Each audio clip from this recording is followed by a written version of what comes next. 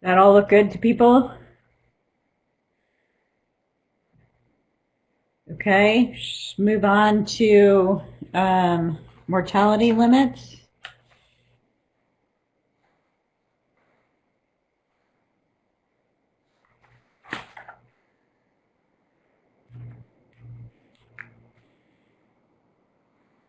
I think we did comment in the coastwide, which was the agreement to adopt the fishing intensity of SPR 43. I think we did vote on that. That was sort of the coastwide perspective. That might be an appropriate place to put that, the F43 discussion and the minority report that that would be, said that would be the appropriate place. Yeah, that we thought that we had comments expressing concern about whether that was sufficiently conservative. Would that work, Laura, to move it to there? Okay, yes. So this is, so we'll move this paragraph.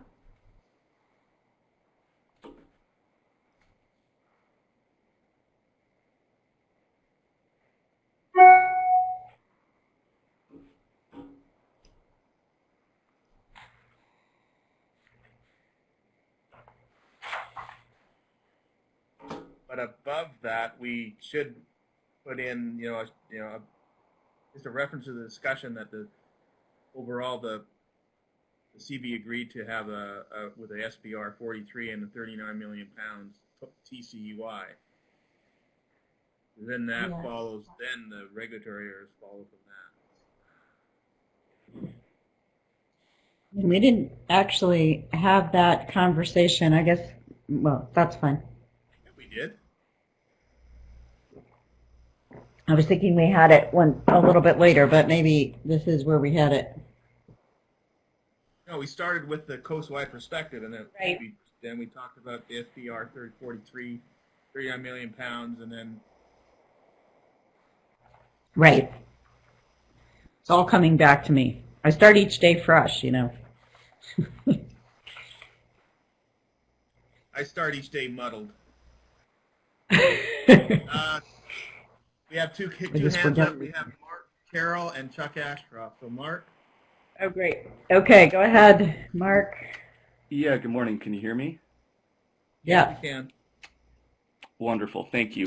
Under Section 5.2, I think it would be important to have a 3A perspective in there as well to speak to some of the concerns that Linda Kozak had some good points there, and we all spoke about our concern of shouldering kind of the majority of the shift of quota to 2C.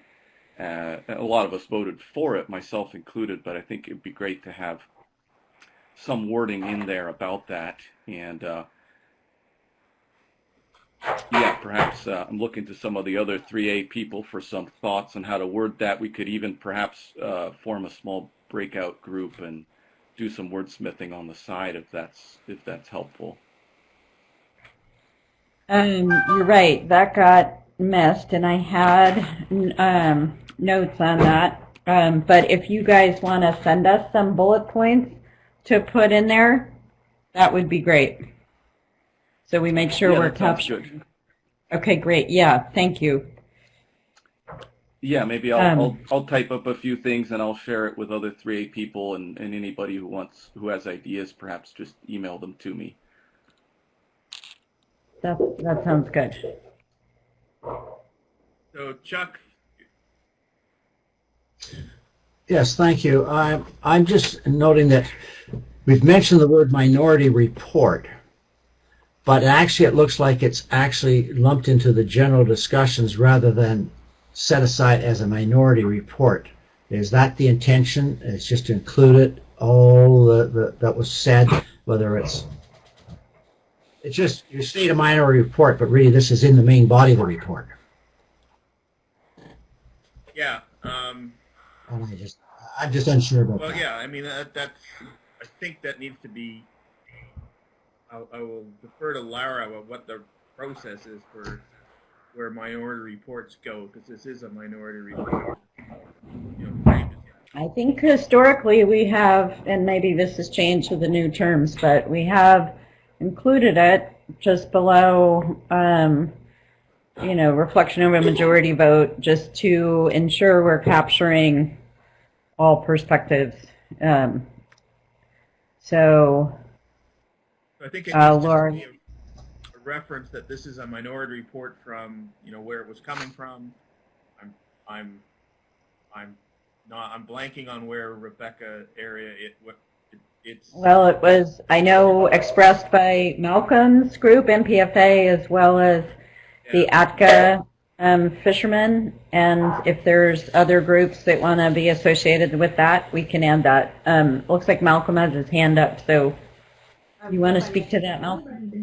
Chairs, we do have it noted here that it's CB noted the following from IPHC regulatory area 4B CB members regarding F43TCY. We could increase that to be additional areas or to some members from. Yeah, I'm happy to add in NPFA, Malcolm has his hand up, or just say a number of stakeholders or a number of organizations. So let's see what people with their hands up, how they would prefer to be identified there. Why don't you go ahead, Malcolm? Thank you. My thought is that this section was not actually part of the coastwide perspective. Rather, it should be like Chuck mentioned, a minority report. So maybe this would be. I mean, I have to look at last year's minutes, maybe, but maybe this would be after the section 23 and say those voting against the motion. And I don't think we need to be named, but because we haven't done that anywhere else in the group in the text. But we could just say that those voting against the motion cited the following concerns. And is that appropriate? So typically how it's handled now is that it becomes a perspective from an area. It's captured in the IPHC regulatory area perspectives.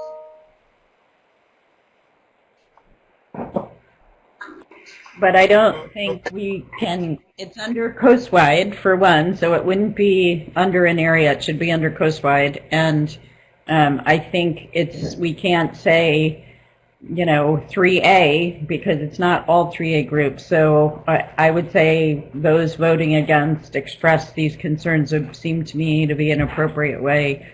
And if you want to say those voting against from U.S. areas, if Canada is more comfortable with that, happy to associate it that way. But I think it wasn't just one area that voiced that concern. No, it wasn't, but it was a U.S.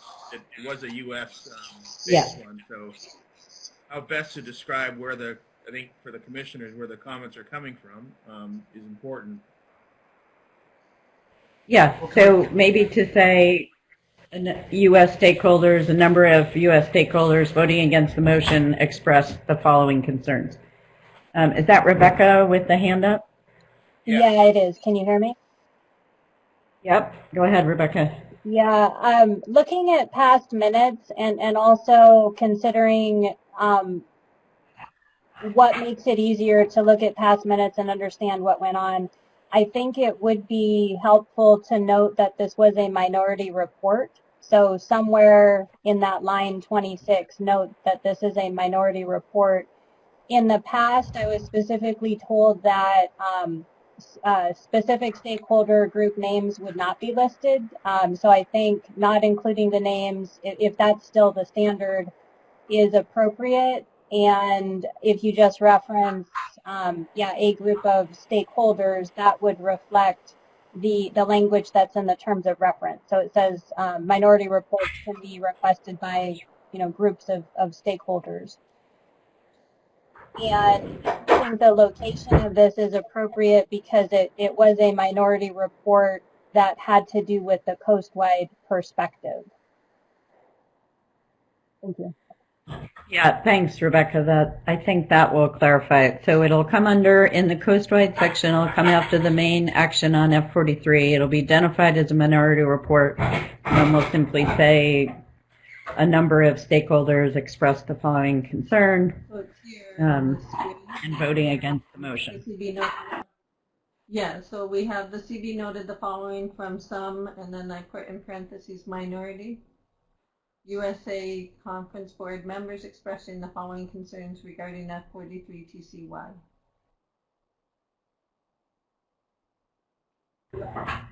That sounds good. Let's make sure that Rebecca and Malcolm does that and capture your interest.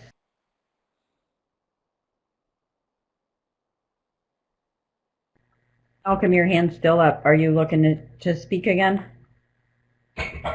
Oh, down. Okay. All right. So hopefully everybody's happy with that now. I might suggest that we review the coastwide perspectives before that, if that's agreeable to the chairs.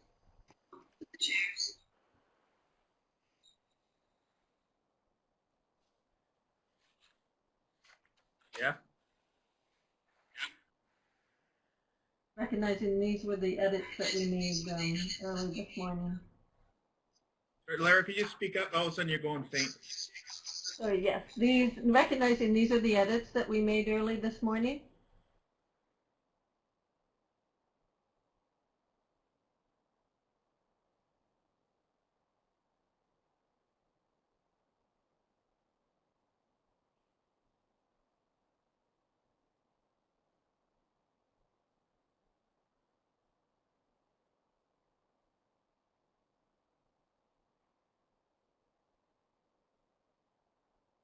Malcolm, is your hand up? Yeah, my hand's up again. So I'm just not following on the screen here, but are you going to put that in under section 5.1 then? Is that what you're thinking? This whole part is, yes, under 5.1, that's correct.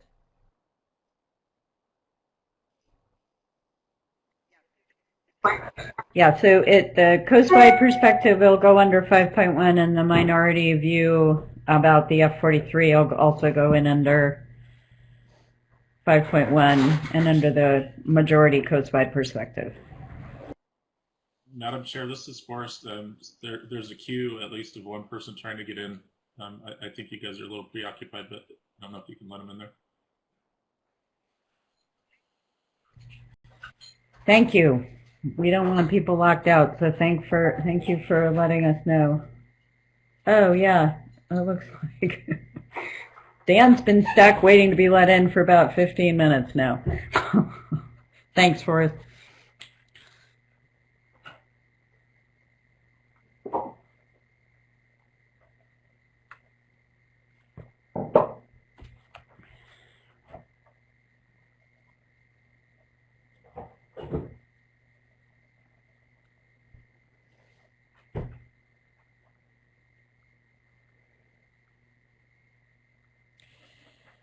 Okay, so everybody good with section 5? If I may, there is no one in the waiting room, so they may have to log off and log in again. Close out and try. Yeah, Dan's not in yet.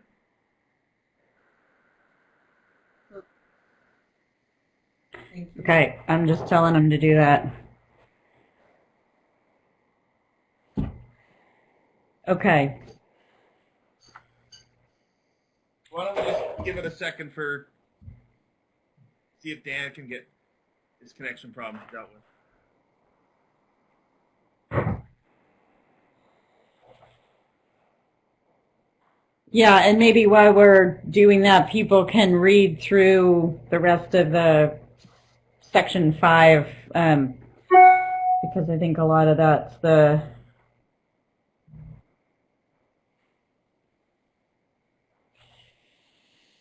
beefier sections.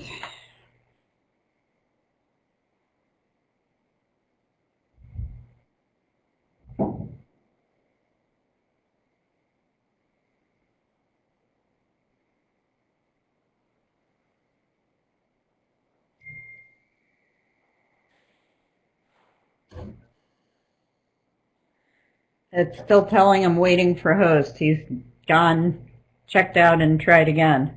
Not showing up? He I'm waiting to hear back, but maybe try a restart.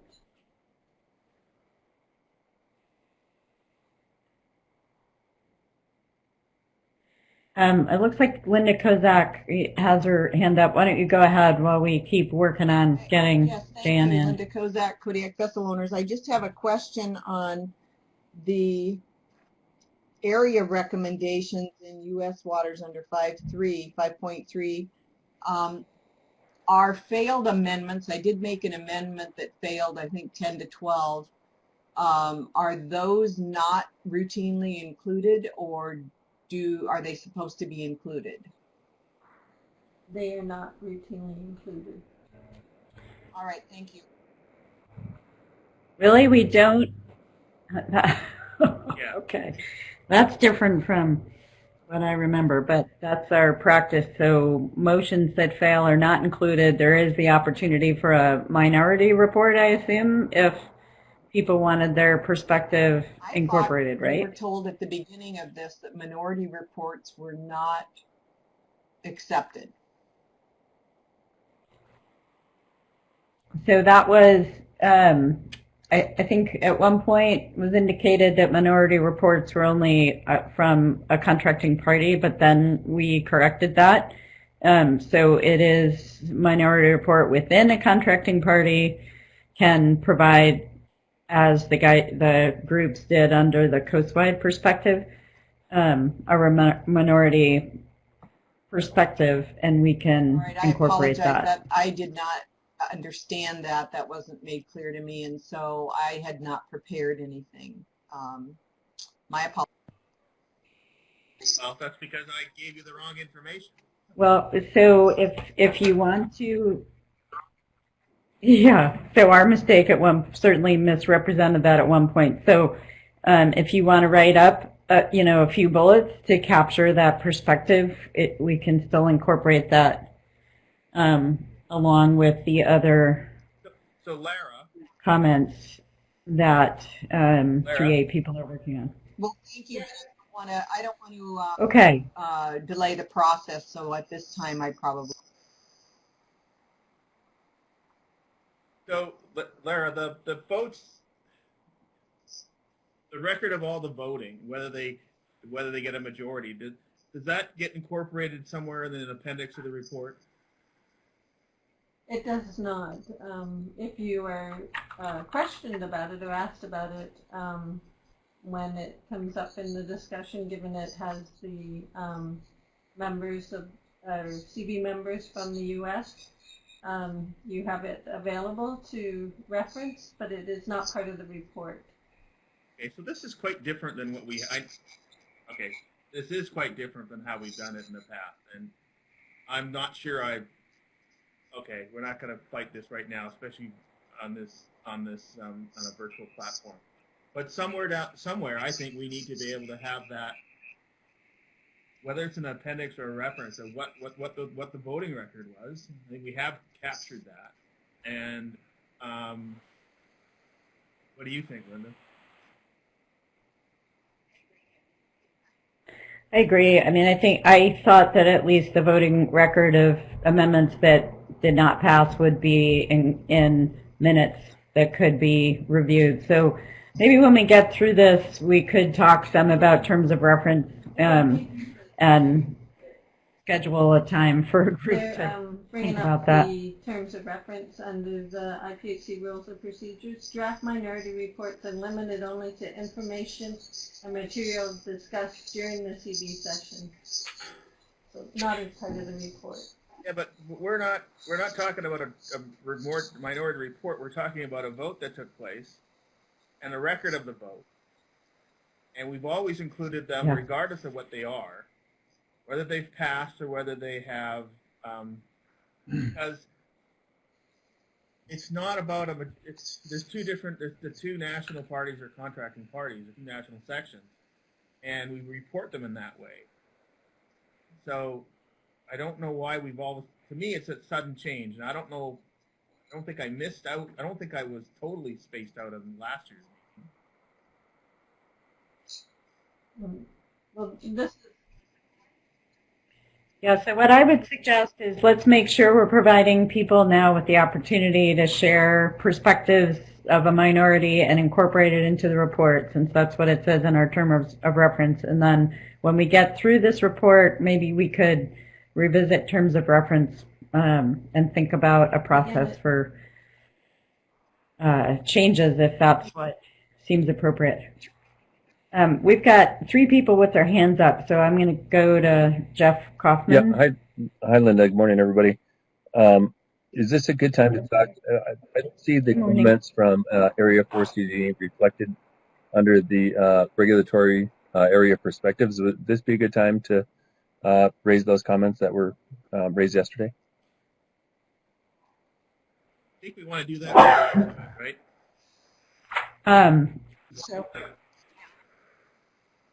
Yeah, we're trying to move through section by section, but if you have points that were made yesterday that we didn't incorporate, you can send them to us and we'll get them added. But we've got Dan in finally, so I don't know of anybody else who's locked out. And I think what we want to do is keep moving through sections, and when we get to that section, we can give you a chance to speak to that, Jeff, and see about getting them included. Thank you, Madam Chair.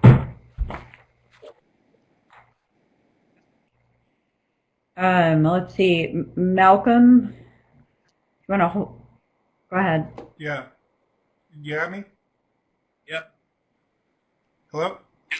Sorry. Yeah. Okay, so are we going to discuss the format of our, like, the failed votes later then? Is that what you're planning on doing? Because I agree with Jim. I mean, this is an advisory. I mean, I can make my statements later. Do you want to do that, or do you want to talk about that now?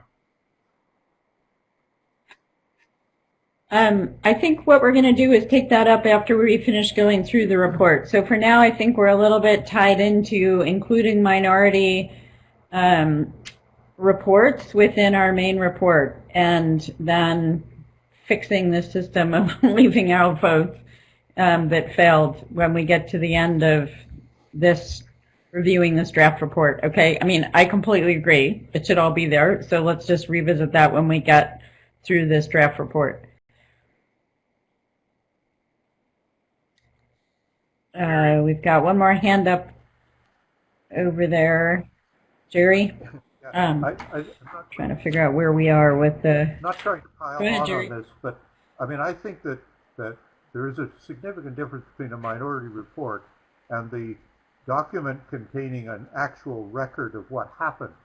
And so I do think we need to come back at some point and, you know, if someone puts forward a motion and it gets voted on and it gets defeated, that fact should be in the report. And that's the first time that I had heard that if you lost on something you tried to do, it simply disappeared. So let's come back to it later. I think we're all in agreement on that. So good plan. Let's come back to that at the end. Okay, so I think we're ready to move through section by section of the mortality limits. So I think we're good on coastwide. We're going to regulatory areas. We really didn't have any comments on 2A, so we don't have a whole lot in there. 2B, Can we scroll down there? I guess, looking to see if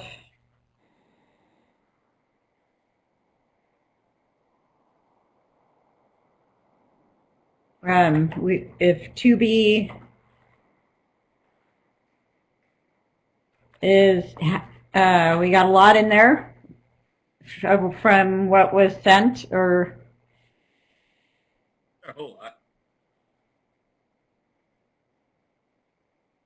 no, not a whole lot. I'm seeing the minority report that's now been moved. That's 4B. So okay, so if we have what you need there, great. If not, speak up. I guess Jeff and Jerry, your hands are still up, but I think those are residual. If you're looking to speak to 2B, you could keep that hand up. If not, great, thank you. Okay, anybody want to speak to what's in there for 2B? Good with what we have.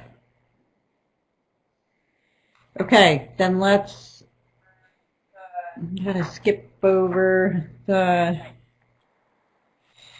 okay, to the Alaska motion. Through the chair, do you wish to capture 4CD&E here?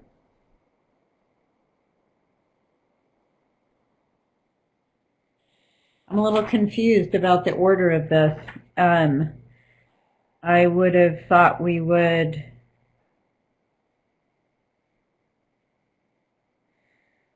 why do we have 4CD&E not part of the Alaska motion, or sort of, I mean, usually we kind of go from east to west, so I'm just trying to understand the order. I would just say IPHC regulatory areas, Alaska, and then TCY recommendations. So yes, if I may, so we have the TCY recommendations, which was along the U.S.A. party line, or with the members, and then and we do capture certainly what Mr. Kaufman had provided regarding the motion, but I didn't know he had raised his hands and mentioned he had specific details he wanted to add regarding 4CD&E, so I can remove this line. Yeah, I think that's followed by the whole Alaska motion, and then we're going to want to put the 4CD&E comments in there probably after the rationale for the whole motion, to supplement the rationale that was provided for the motion as a whole. So I would move that down below that motion.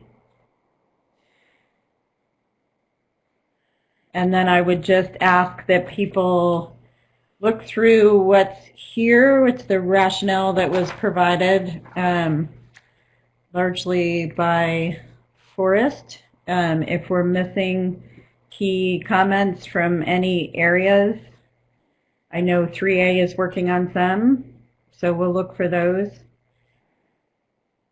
Let us know if you think anything else needs to be added. And then you want to scroll down and see, I'm not seeing any hands, so I'm thinking people are happy with paragraph 30. Keep going. And I know relative to 31, we had a little bit of disagreement last night about the recreational catch count. Dan, I see your hands, and I'll give you the floor in 1 second. So I asked some of the ADF&G Sportfish managers to be on hand this morning. They can answer questions and speak to the strength of the monitoring of that recreational fishery. But let me give Dan a chance to speak, and then I'm going to give them an opportunity. Go ahead, Dan. Thanks. Just going back up to paragraph 30 real quick, Lara.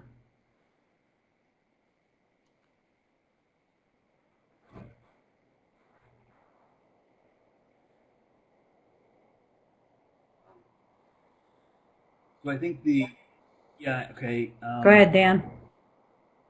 In the third line, where it says, the second one says, to a midpoint between ADF&G unadjusted estimate and COVID adjusted estimate. I think that phrase doesn't really relate to the TCEYs that are displayed in the table, because the TCEYs are not dependent on what estimate of unguided recreational harvest there is. But I think that phrase then goes in front of the last sentence where it says this provides the increase in 2C and all those things, because that does depend on the midpoint phrase.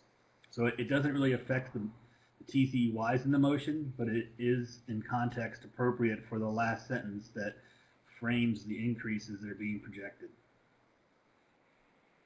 in FCEY. Okay.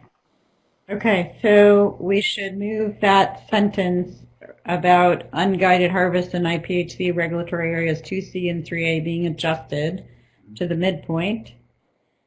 To come before this provides the following increases. Well, that's still a TCY phrase. Oh, I see. Before the FCY phrase. Okay. So, and the following increases in FCY, so it should move down to there. So, Laura, how about this? So, have the last sentence say, this provides the following increases in TCY, listing them out, the percentages, and, comma, using the adjusted midpoint of unguided harvest in IPHC regulatory areas 2C and 3A. And we can wordsmith it, but to the midpoint or something, comma, the following increases in FCEY. So we just capture that thought about the midpoint to come before the last phrase Got it. of the sentence reads, the following increases in Got that? FCEY and the following Okay. increases in FCEY. And after 4B15, you can just put assuming the adjusted unguided harvest, blah, blah, are used or something like that. But the Secretariat can take Sure. care of the grammatical phrasing. I just think the context was more appropriate lower on. So we can leave it at that and let Dave Wilson make it read English. Yeah. As it appears is agreeable? Great, thank you. Yes, I think that's good.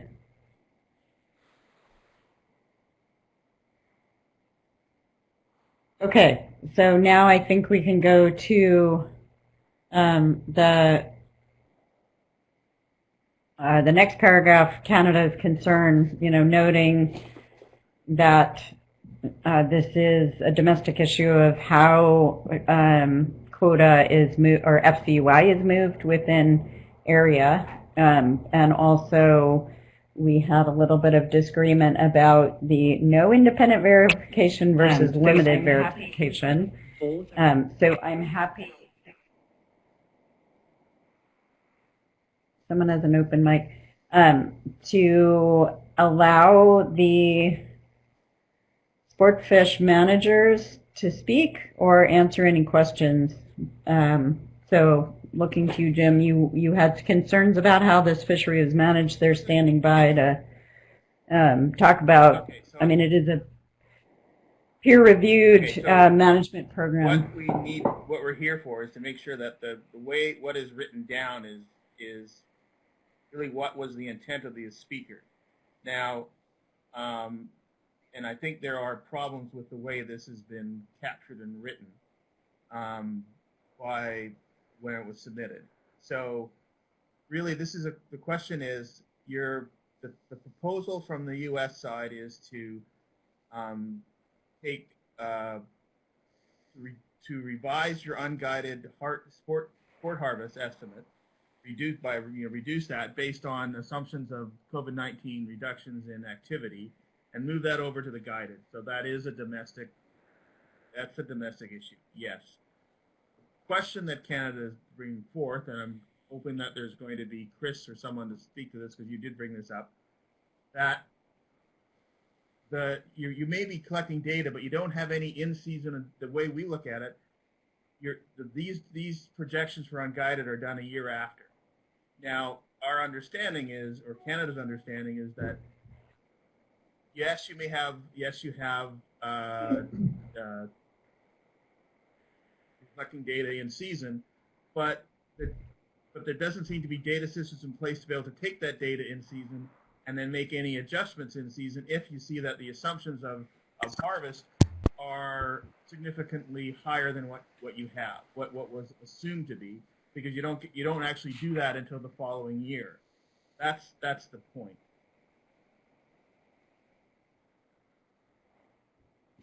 Right, but maybe it's a word, but with no independent verification is not correct. It's limited independent verification. I'm happy to have the manager speak to that if that would be helpful. But I don't have a this certainly problem, overstates. revising some of the statements in there because there is, but the general point is, you don't have data systems. You don't have the data systems in place to adjust in season if things are significantly higher in the unguided than the assumption is, and that's the point.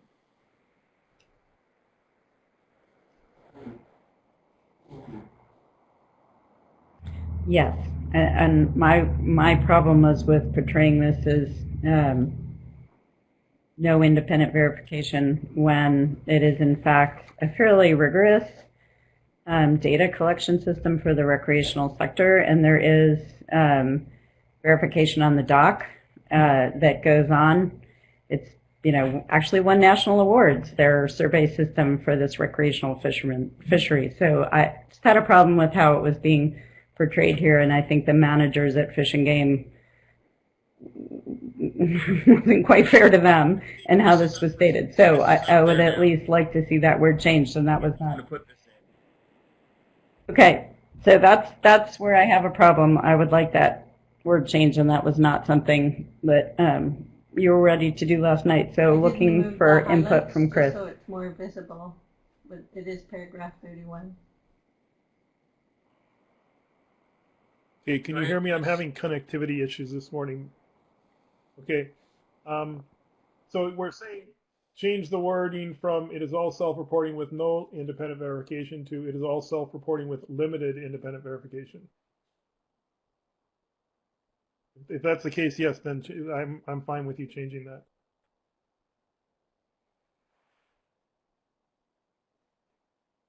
It's also no management measures, limited management ability to rein things in, because this year there was in-season action to adjust the charter management measures. That's not a process we expect to regularly use, but it was used this season and can be used I'm not talking about if necessary. I'm talking about the non-guided recreational fishery. It doesn't have a limit. It's my understanding from slide 17 of the fishery statistics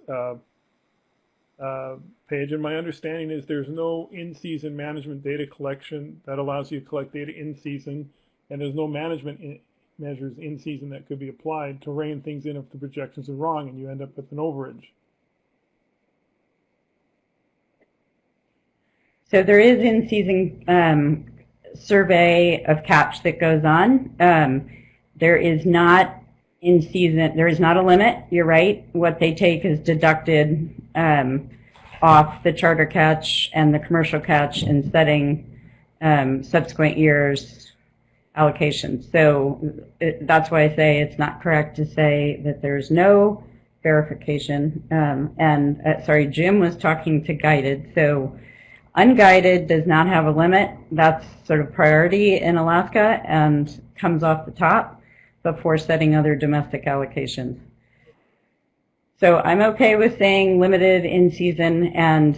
What is the in-season reporting for the? What is we're the talking about the for the non-guided recreational fishery? What is the? There's. My understanding is the data is collected, it's gathered, but not finalized until September of the following year. So we'll get some clarification on that. And then what is done in season? Is there in season reporting? Do they look at the numbers? Do they introduce new management measures? My understanding is that's not the case. There's port samplers who are on the docks getting biological samples from fish and looking at catch.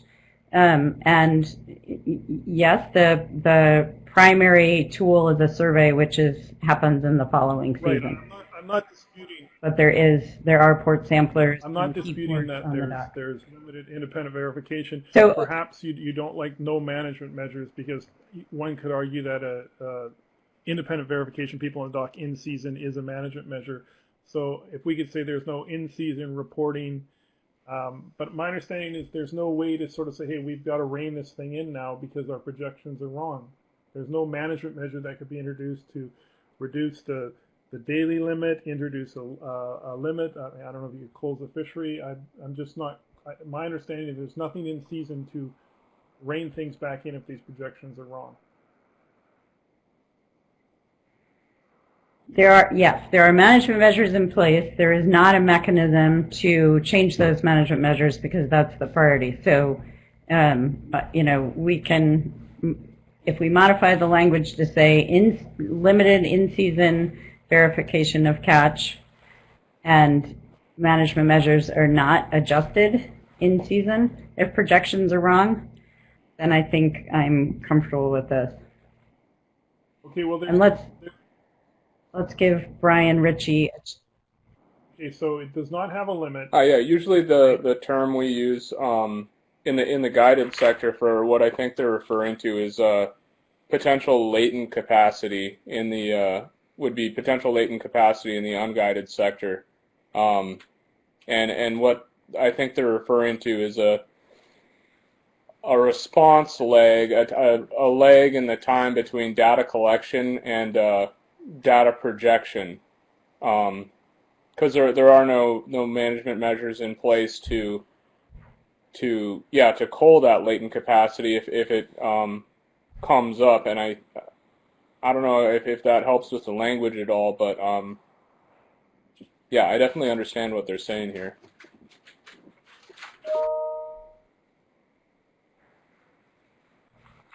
Okay, so my suggestions would be to change the language. You already said, Chris, you're okay with limited verification instead of no independent, and then to remove the word reporting after no in-season. So there are no in-season management measures. If you want rein things in, if the projections are wrong, that's fine. But there is some in-season monitoring of catch, and there is some in-season reporting on harvest. So what you're saying is, so if we can strike those words. Now read the non-guided recreational fishery in both IPHC regulatory areas does not have a limit, and there are no in-season measures to rein things in if the projections are wrong. Is that what you're proposing? Okay, I can That's go fine. with that. Yes. Okay.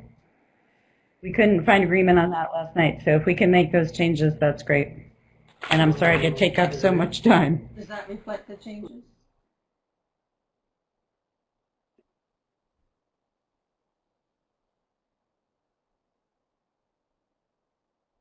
Hello?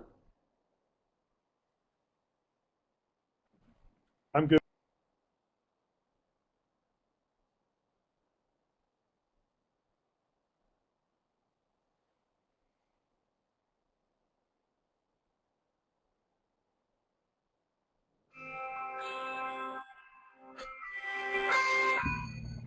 Okay.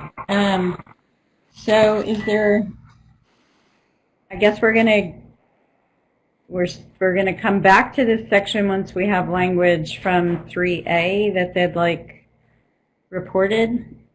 And I think Jeff Kaufman, we want to make sure we have your 4C D&E comments here. But let's see. We have hands up still from Chris and Brian, but I'm thinking that's maybe residual. And then I see a hand from Kirill and Forrest. On so the, go ahead, Kirill. I'm not understanding on the, I think it's, go up a little bit on the reports we just did doing the CB. Are we missing, there's the TCUY for 2C. We're seeing that the 2C, 3A, 4A, 4B, but is the 3B included in there also, or that's not included in this one?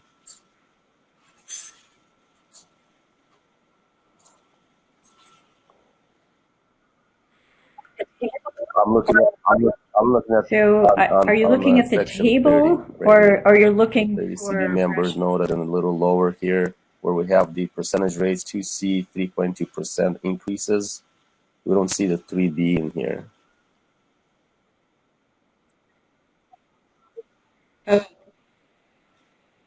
You're right. I think that speaks only to the areas that were getting increases.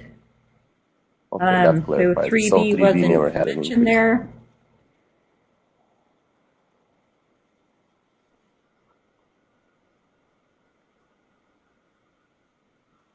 Yes, because the sentence says this provides the following increases in TCY. And the following All right, increases thank you. in that, Clarify yeah. So that. it's just to those areas that are taking increases.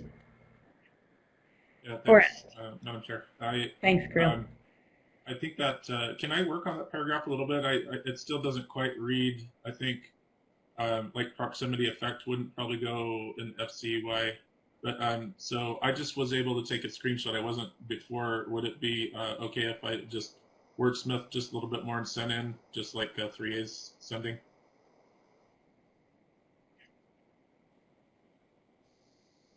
Yes, and I think once we get through the whole report, we'll come back to this section. So if there's bullets to add or some changes to make, we'll look at those at that time.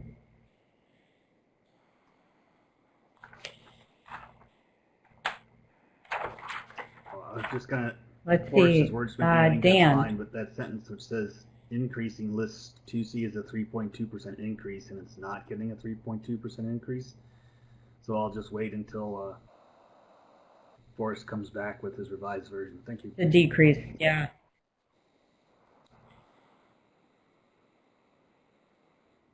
Great. Okay. Yeah, I was noting that there, but let's come back to that. Okay, are we ready to go to section 6?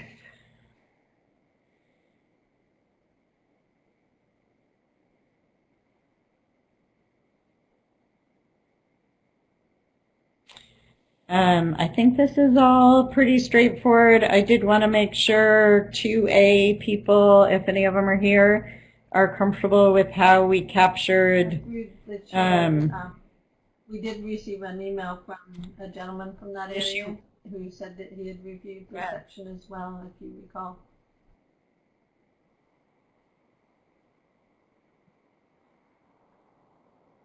I'm sorry, and he that's thought it was fine. okay, or That's fine not? with me. That's Tom. That sounds good.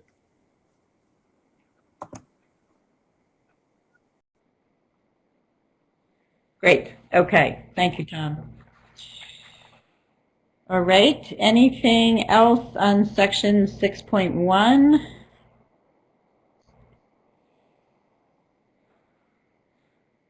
How about, oh, sorry. Kirill, is your hand up from before, or were you looking to speak again?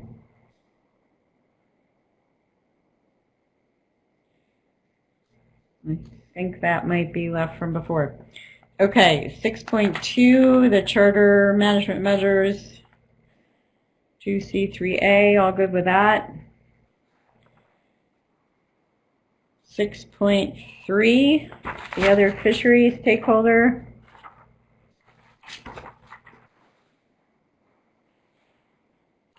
Okay, we got quite a bit of rationale in for going to a year-round season. We were looking for ways to maybe edit it a little bit last night and decided not to. You're just leave it all in.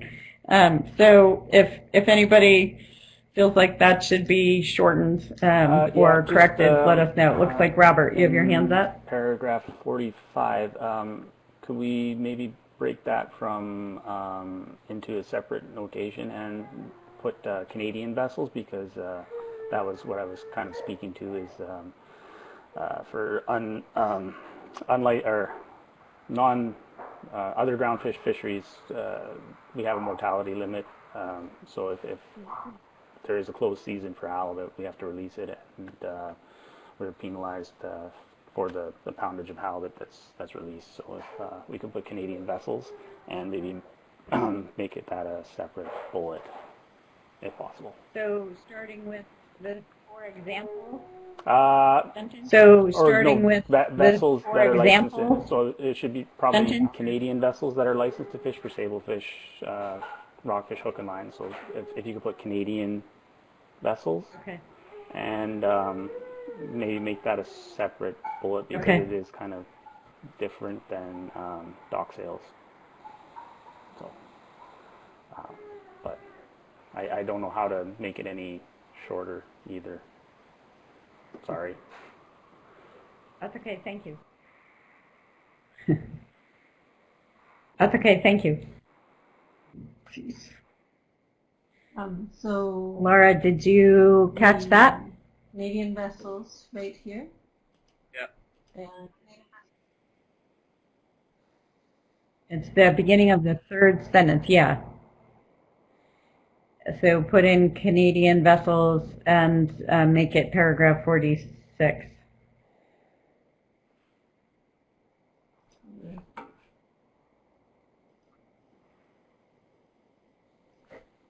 Yeah, Awesome. just on Okay, the Chris. paragraphs, I think it's 41 and 42 about the noted the extension of the date that this to year round. Just in terms of the way it's written, when we had the discussion, we talked about there was support for the year-round fishery. What we took out of the motion, the January 1st to December 31st, I think there was. I know I made a comment that we weren't sure that those were the dates we actually wanted for the season, and I think there was a similar comment from the U.S. side.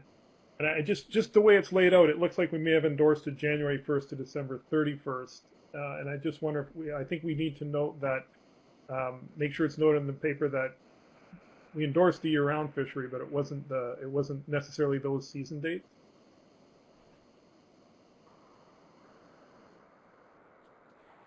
That's a good point. So maybe we just strike that. I think the conversation was more that if we went year-round March to March made more sense. But so I guess I would just ask if you want that included or just strike the dates. so if I may, January 1 to December 31st. The proposal, and then this is the actual recommendation by the conference board, and it states that the commission moved to a year-round directed commercial fishery, and that was as it was in the when it went to vote. Well, then I think. Yeah, I think I understand what you're saying, Laura. Go ahead, what we're Chris. just concerned about is somebody looking at this report who wasn't in the room could take the assumption that we endorsed the January 1st to December 31st, and maybe we just need a new paragraph under that or under 42, or just saying that the conference board noted that for a year-round fishery, a March opening date was preferable, or something like that, just to kind of capture how Linda just phrased it, and that was kind of the discussion. Or maybe, although not necessarily the dates presented above. I don't know if we can add that to the motion. I would say, yeah, noted that in a year-round fishery, a March opening or March. I think no earlier than. What would you well, call I it? don't know. I don't want to put words in people's mouths. I just looked at that and I had the concern. I think we focused on it would be like a March. It would stay kind of like an early March opening.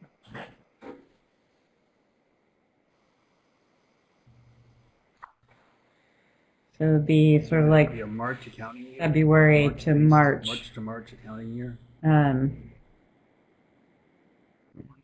Yeah, or season cycle or accounting year. Yeah, March to March.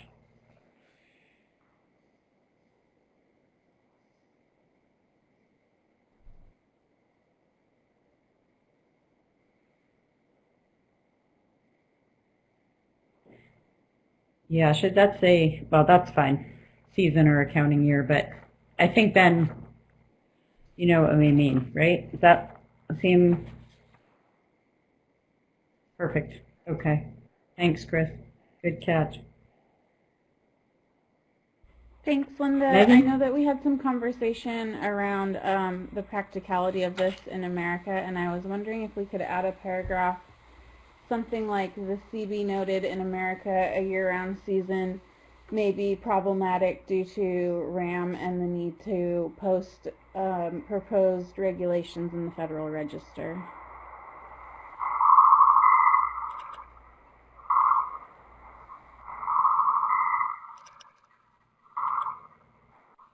Yeah, I think we did have a conversation about that, and it would be fine to add that.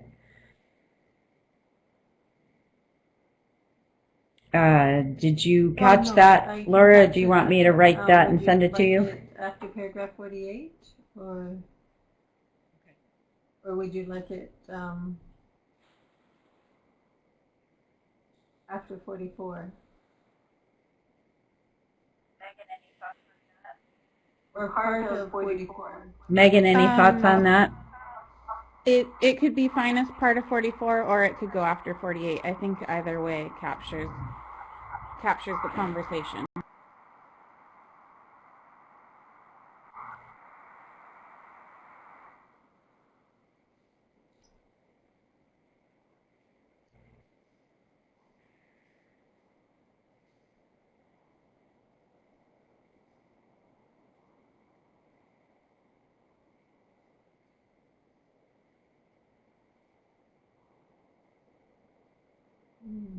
Protocol?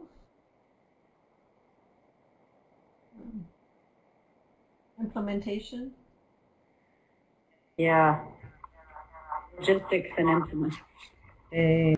Yeah, could we mention that we have to post our proposed rules in the Federal Register?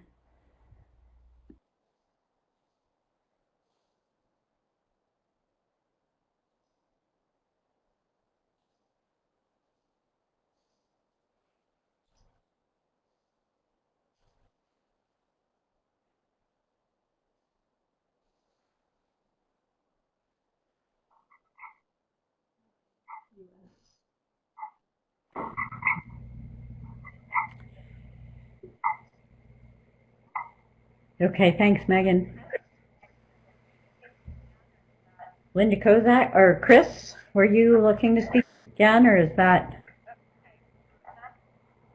Well, thank you, Chair. Okay, I wanted Linda to Kozak? just comment on Megan's request to add this in. And while I certainly recognize and understand some of the logistical issues that National Marine Fisheries Service would have to go through in order to accomplish some of these things, I don't want it in any way, shape, or form for our support for a year-round season to be diminished by our suggesting that they can't work around this and make it happen. And so I don't want this phrase to be, the way it's worded is probably okay, but it's probably, in my view, it's just a little too much. I think a simple statement with our recommendation is appropriate, because it's, National Marine Fisheries Service is going to have to figure out how to deal with things just as they have in the past with other changes, and I don't want to try to give them a pass.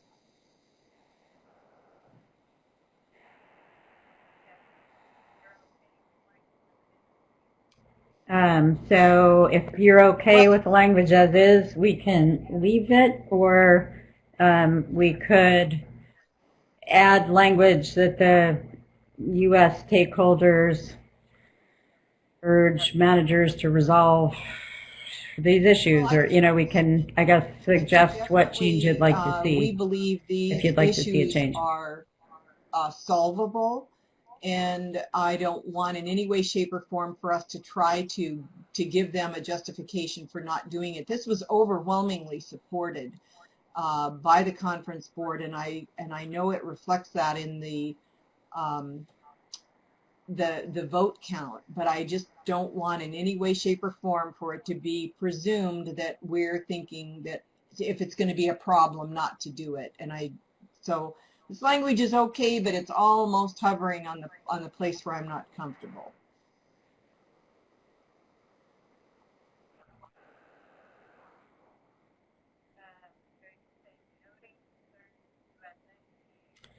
So you could say, noting concerns in the U.S.A. regarding blah, blah, blah,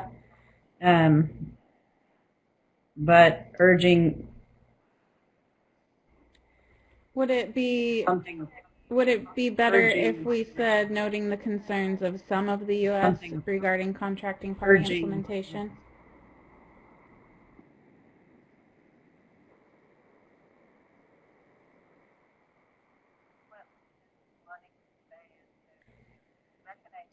I think what Linda's wanting to say is that we recognize these concerns, but we want to see them overcome, basically, right? So, report written into the minutes if we're not doing that. or it should be identified as a party report, because it was pretty overwhelming in favor of this.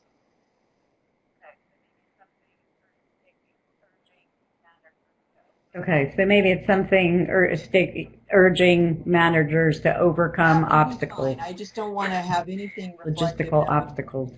Give them a.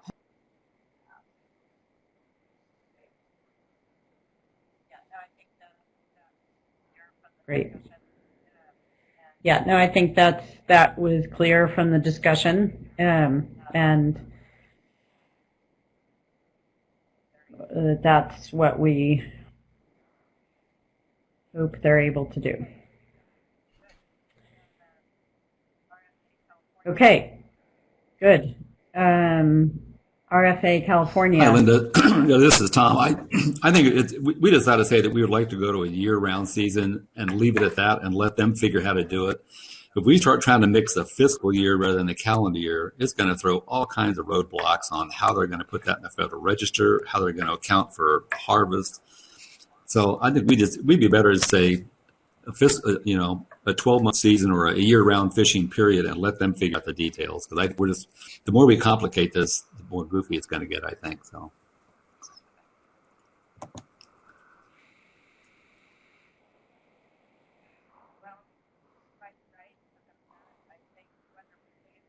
Well, you might be right about that. I think whether we say it or not,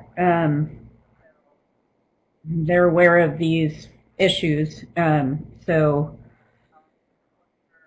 I hear you. It sounds like other people would like them in. I'll look for other comments. Yes, I also agree with the previous comment just announced. It'll get figured out, because there are other year-round fisheries, and it gets figured out eventually. It's going to be a new thing, but it'll work.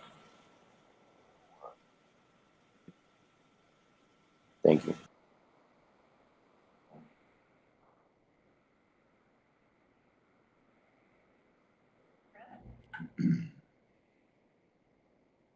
Chris?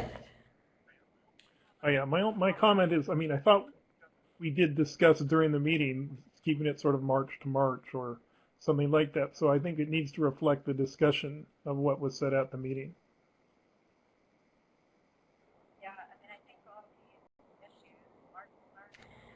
Yeah, I mean, I think all these issues, March to March was raised, problems that we might encounter with the U.S. system were raised, and also people said we think they can overcome them because there are other fisheries that are year-round. So I think this really does properly reflect the extent of the conversation. So I don't think it's out of line to include this, and I do think the commissioners will get the message on this. So I guess, with concurrence of the co-chair, I would tend to leave it in there. Yep. Good with you, Jim?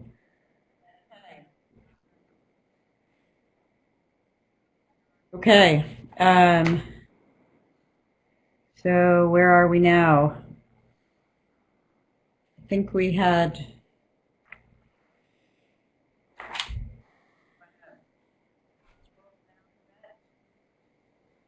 You want to scroll down a bit? I think we got through this about the year-round season rationale, so we can go.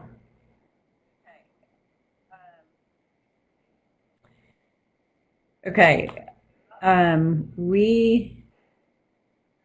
This paragraph about bycatch was one I guess we wanted to flag because we weren't sure if we're actually we should make sure where everybody's good with section 6. Are we ready to move to section 7? Chris, is your hand up again, or is that left up?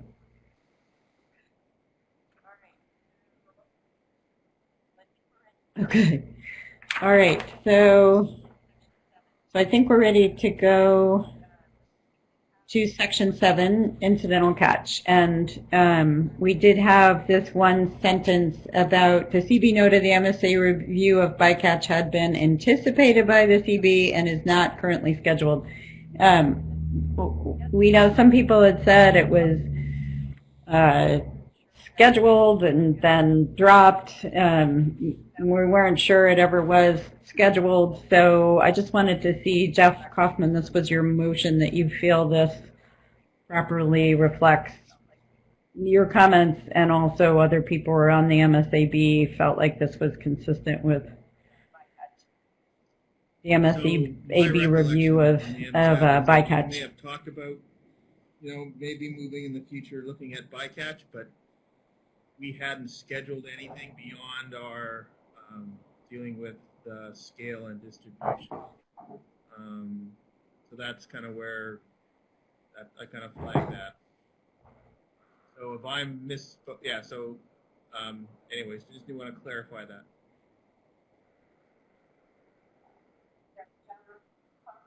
Madam Chair.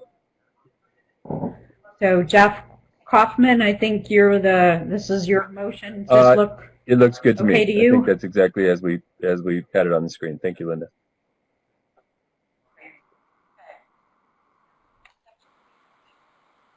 Great. Okay. So Section 8. Before you get on past that, I think the word future has to be into that sentence on bycatch somewhere, because the MSAB was never tasked with doing a review of bycatch before the AM097. I mean, that was not on our schedule, I think, of activities. So I would say noted that future MSAB review of bycatch had been anticipated but is not currently scheduled. Probably more accurately reflects the reality.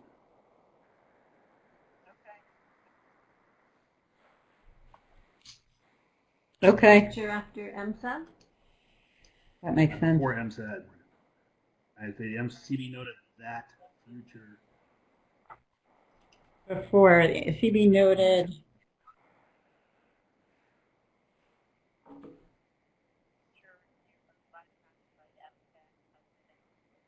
A future review of bycatch by MSAB had been anticipated by the CB and is not currently scheduled. By the MSAB, by the CB? After the word bycatch, word by MSAB. Sorry. That's all over. After the word bycatch, you put in by the MSAB.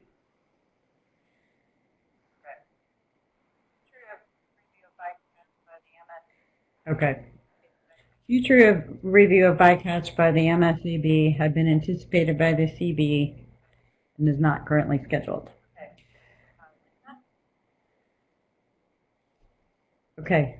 Linda? Sorry, trying to unmute myself. Linda Kozak, Kodiak Vessel Owners. This is on Section 8, if that's where you're heading.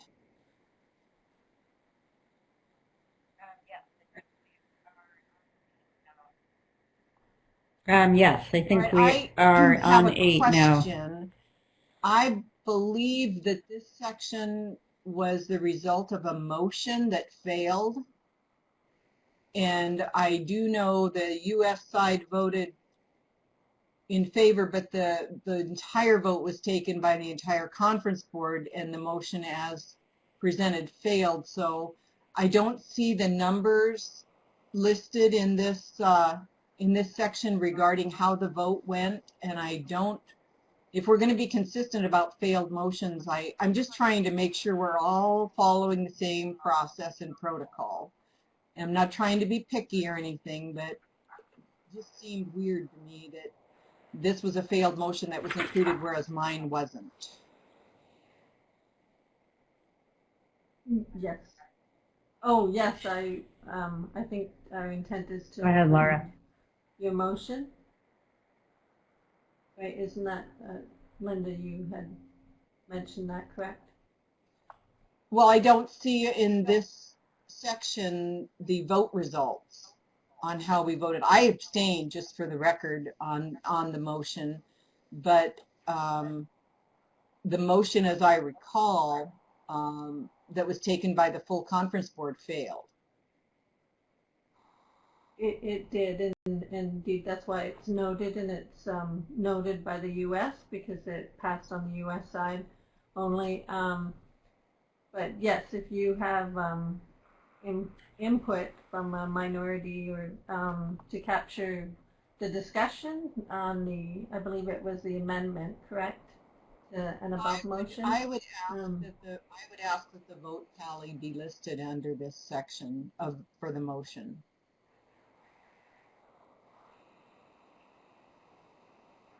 That's what we're going to discuss after we get through the actual report about how we handle the voting.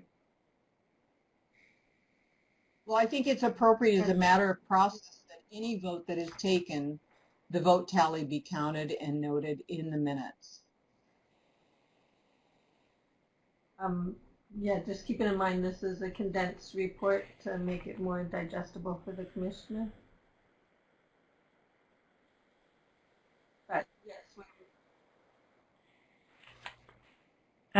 Yeah, and I think somehow our terms of reference currently say we don't include those failed votes. So we are going to revisit that. And I'm just trying to put together. She had a motion about we're dealing with made an amendment, a motion to amend one of the other motions, and that has not appeared in the report. Yes. Yes, and that was what I was indicating. If Linda wanted to email that to us, that we could work to capture it when we get the other edits in. Yes, So we're at least capturing the minority opinion. That I emailed to you yesterday. And then I think and the vote tally. I'm just suggesting that if we're going to include vote tallies on some motions, we need to include the vote tallies on all motions. I don't think. So the vote tally you're speaking to of being included here that was a failed motion is which one? Under other business, with the Falvey motion yesterday failed. The U.S. side agreed to it. The full conference board voted, and it was not determined that we were having a split tally, but the tally did come through as a split when they were talking about it. So I'm just confused. I just want to make sure that everybody understands the process and that we're all on the same page on every motion, that they're all handled exactly the same way. It needs to be consistent. And the vote tally this vote failed on this section on revisiting the interim agreement prior to the time that the agreement expires.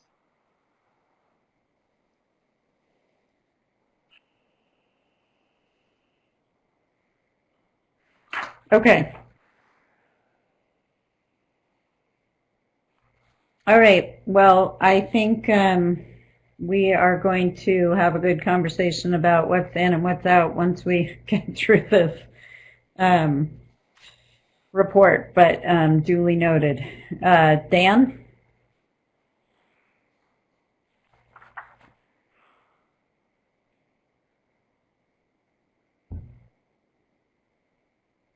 We're not hearing you, Dan.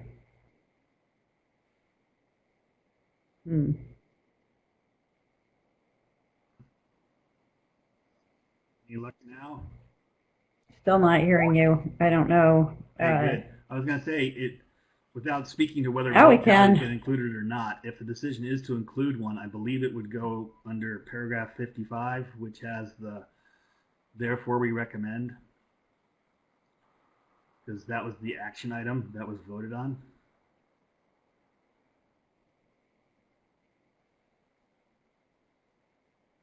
Should I scroll down or?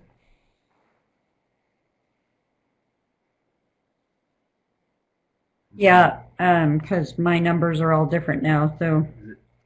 Yeah, I think it'd be paragraph 55 would be where you would report the vote, because that was the requested as the action, the level 1 action. But I'll let you guys decide whether or not votes get included, but that'd be probably where it goes. Yeah, and the challenge here is that it didn't pass by the conference board, and which is why it's requested and why the vote isn't included. But yes, it sounds like we'll revisit that. Thank you,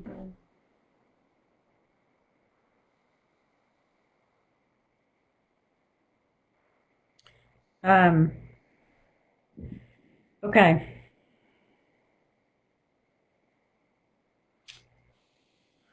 It's an odd situation with those votes. So I just want to be clear Okay, on Chris, go ahead. What's going to be added after, is something going to be added after paragraph 55?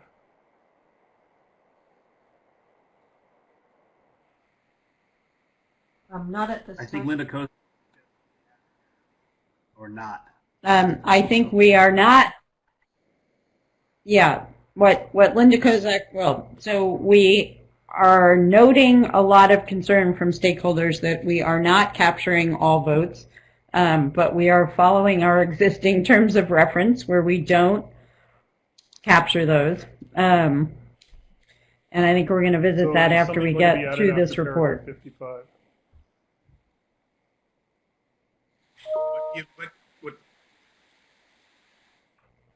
I would say no, according to our Define current what do terms you of mean by reference, something, right? Chris?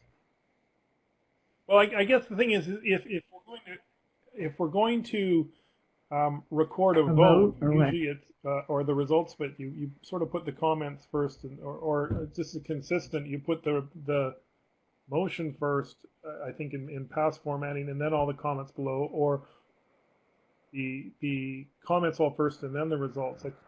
But I'm still not clear on what's actually going to be added and not added, so maybe I'll just wait until that's determined. I think right now, because we could try them, but they'll be taken out when it goes to get edited by the Secretariat. I think that the votes of failed motions, how they set it up, will not be incorporated into this part of the report. I think the discussion we need to have after we get through all this is, should we have an appendix of where these votes are, where all the votes are recorded, and so that they're listed, so that we have so that they're there, and then it becomes a question of whether or not they're allowed to be as part of the report as an appendix. And then the longer term thing is seeing if we can revise the terms of reference to sort of go back to what was our practice before. Because I just looked up the terms of reference in 2019, and it's quite a bit different than what it is now as far as how the voting is handled. And part of the intent is to streamline it, and it's essentially to pull agreed. out what is recommended by the conference board, which needs support from both contracting party members, and just to be able to pull those out so they're front and center for the commission. You know what? It would be very good if the secretary, or that was the plan, that they actually communicated that to us and said, well, what do you think about this? Nothing on you, Laura, but I'm just saying it becomes kind of frustrating for people because, I mean, it becomes a change where, I mean, okay, unless I'm completely split, myself and others are completely asleep at the switch, we have a different way of doing things. And then people kind of go, oh, well, why are we doing it this way? And then we look up here and we go, well, I don't know.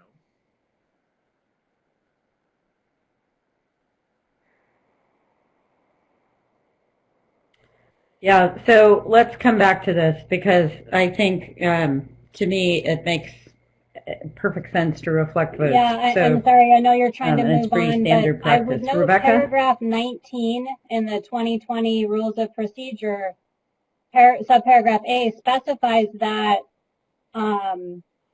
following a vote on any issue, the co-chairperson shall announce the results by contracting party, which shall be recorded in the record of the meeting, i.e. Canada in favor / against, numbers for, numbers against, U.S.A. in favor / against, numbers for and numbers against.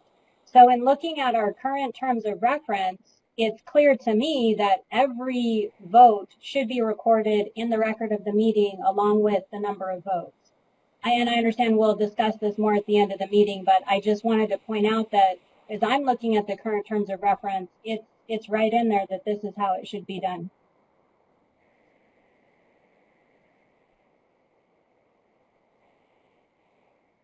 Yeah, thank you. And I think that's, was our understanding. And this change to just have what was agreed on seems to be coming from outside the conference board. So,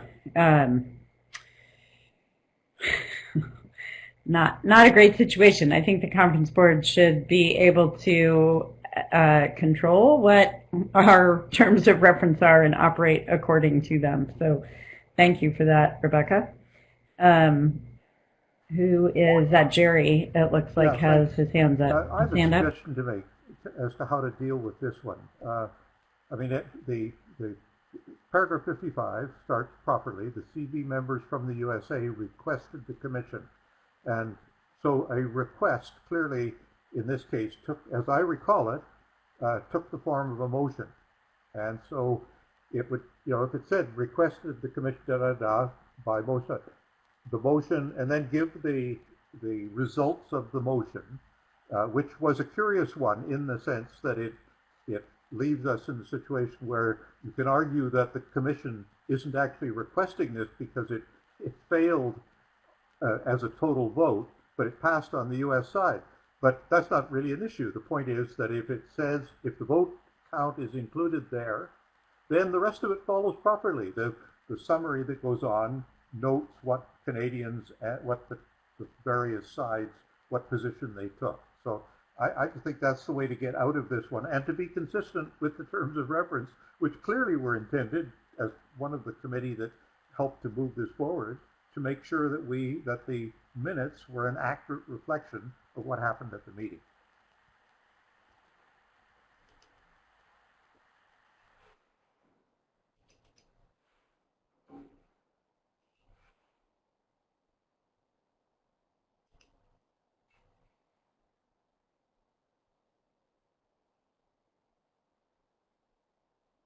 Can't hear you, Linda. You're muted. I can't hear you.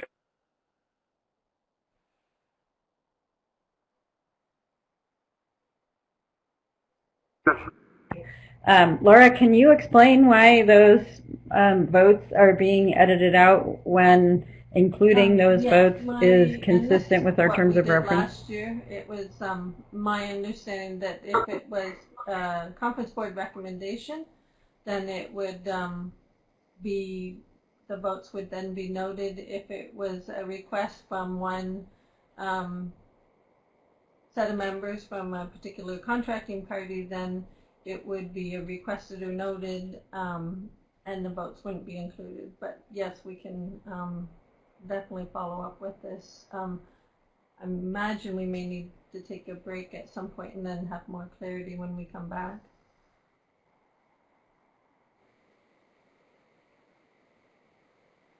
Okay, why don't we do that and figure out the right path forward with this? And, since I'm getting is that most people on the conference board think we ought to get these votes in there and, here, and then also the failed 3A amendment. So I'm sort of getting that message from you guys, and we'll take a break and talk about how we accommodate that at this time. So why don't we make it a 15-minute one? So we can make sure we're in a better place when we come back.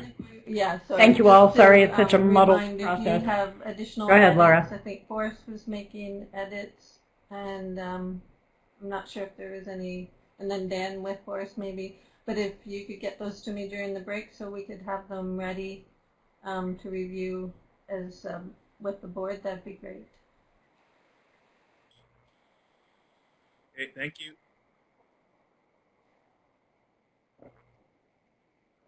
Thanks, good reminder. Okay, can you teleport us?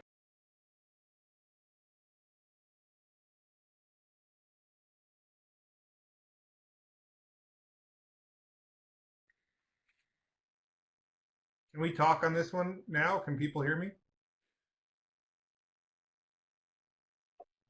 I use Yeah, if you want to. I'm not Hey, sure you we know, should do. hey, this is Tom. I think what the secretary is trying to do is force us into what's called action minutes. Why the Secretariat was handling the votes as they were, but we have decided that our terms of reference take precedence over all else. So we are, you know, with all of your support, going to include votes, failed or not. And so Laura's in the process of adding in those, we think it's just 2 votes, so one from that amendment relative that came from 3A that Linda Kozak brought up before, and adding in the vote for the section we were discussing, Section 8.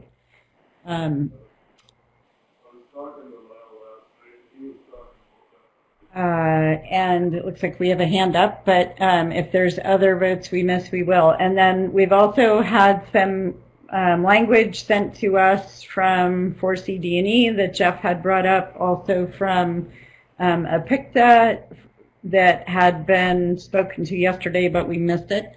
So we'll get that added in. Still waiting for 3A points.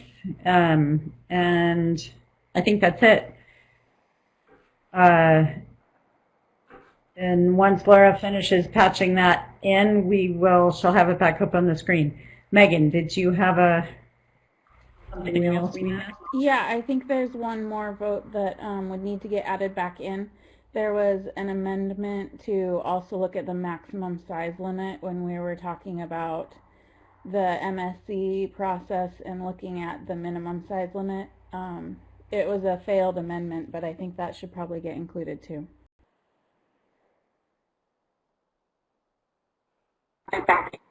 Good point. Thank you. We will do that. Does Megan need to send that?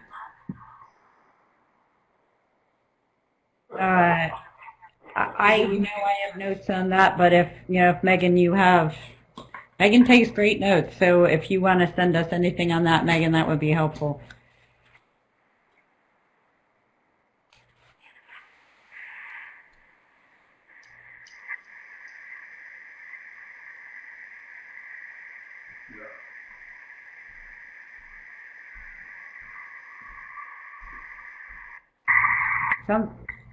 Okay, great. So it looks like I'm looking at the chat. It looks like 3A comments were emailed to Laura. Was that just recently done? I received Linda's previously, so we have that captured in the report. Were there additional ones?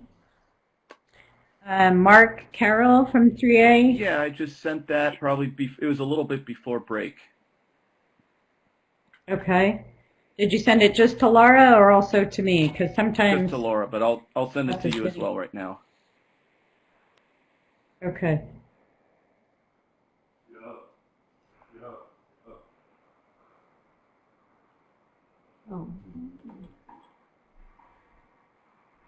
Oh, I found Jeff's and Mark's. They were in my junk folder. I apologize. I'll grab them now. So while we're in the process of getting all these pieces put back in, we could let everybody stand down. We just didn't want to keep everybody waiting any longer. So maybe we'll do that take another like 15-minute stand down and try and get all these pieces incorporated and then come back to go through the whole report? Does that make sense to people? Or does that seem like enough time, Laura, to get? Yes. There? Okay. All right. So why don't we do that? Why don't we take another 15-minute break, and we'll work on getting all the pieces in. If you are working on wordsmithing, I think for us, we're looking for wordsmithing from you. Get those to us so we have a full report to then see if we're ready to approve. Roger. Yeah. I'm actually pretty quick. Thanks. We're funny. Okay. Great. All right. Thank you.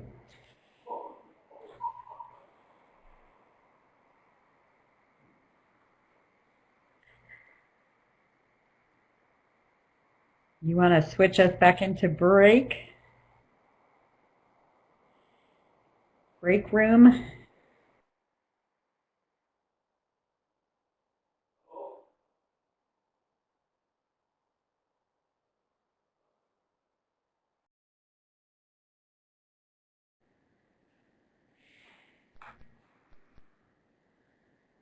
Okay, are we back? I think we are. Oh, first we have this announcement.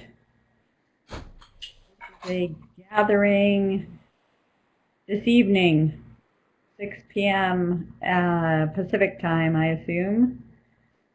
A tender, FISS tender question and answer.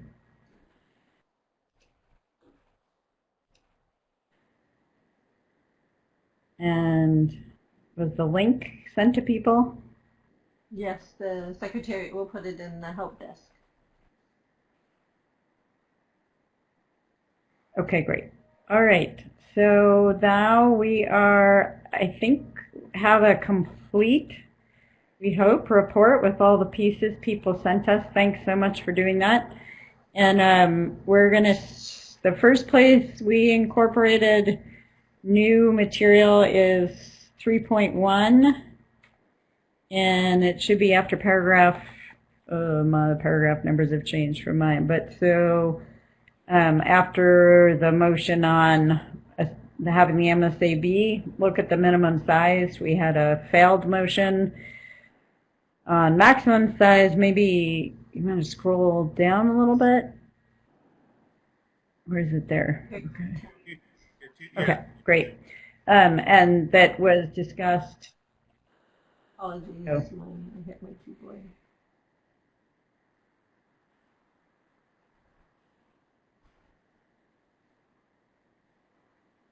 So people have a chance to read that and let us know if that looks right to you.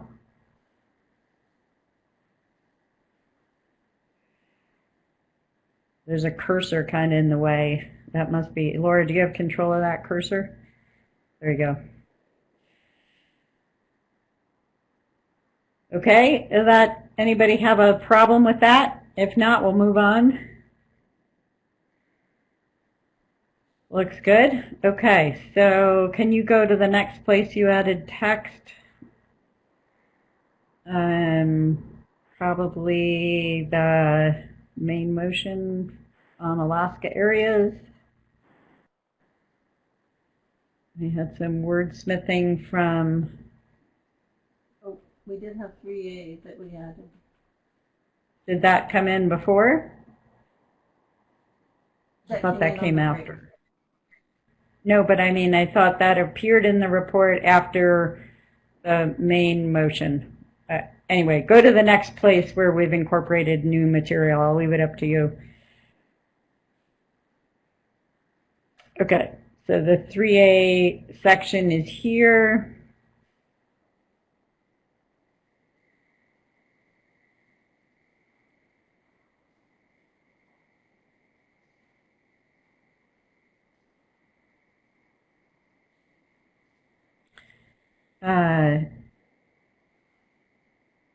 Do we have a vote on that? Or this is just 3A rationale, not the, okay, not the amendment yet. Okay. That looked good to 3A people. Did we get all you want in there? Yes, Linda. Anything else? No, appreciate it. If anybody has anything else. Thank you.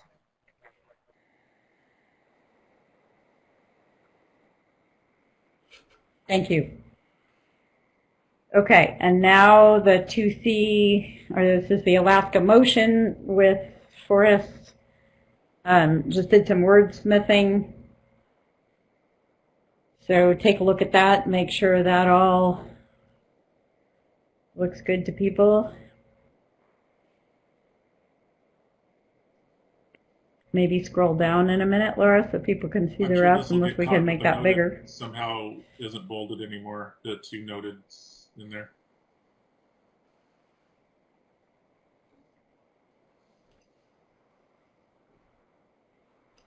Perfect. Just a quick minor edit where you in 32. So I'll probably pull. Hang on one second, Dan. What was the question, Laura? So should I pull this out as a separate paragraph then for the CB members from the U.S.A. noted? Sure. That seems to be how Secretariat likes it broken out.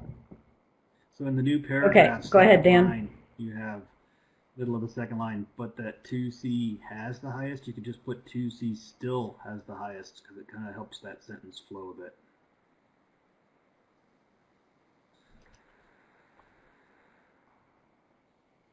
Okay, after 2C. Perfect.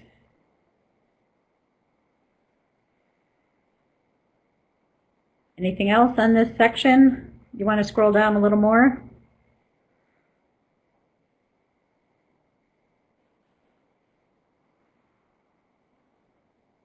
Okay, so the for CD and E perspective.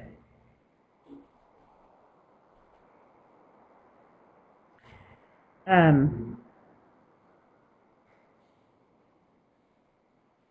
sure about this order, but anyway, take a look at this. Make sure. All good? All good? Jeff Kaufman trying to.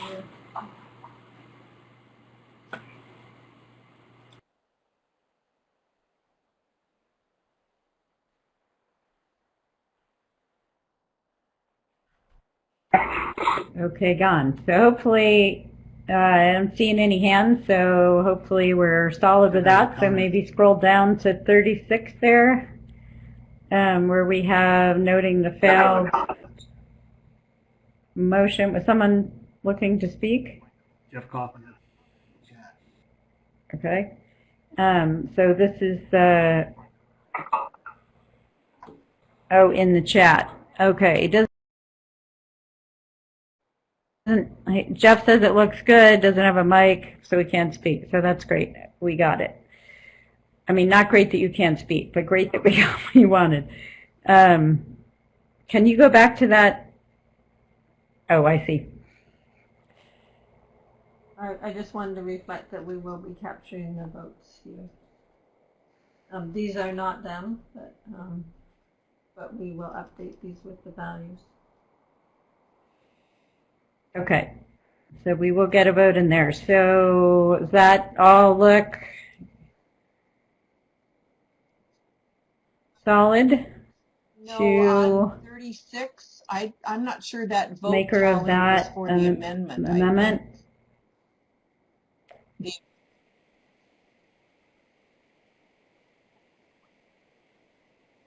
It's not. So I think what Laura just said is she's just trying to indicate as a placeholder that we will capture the vote there, that those aren't the right numbers, but we will get the right numbers in there.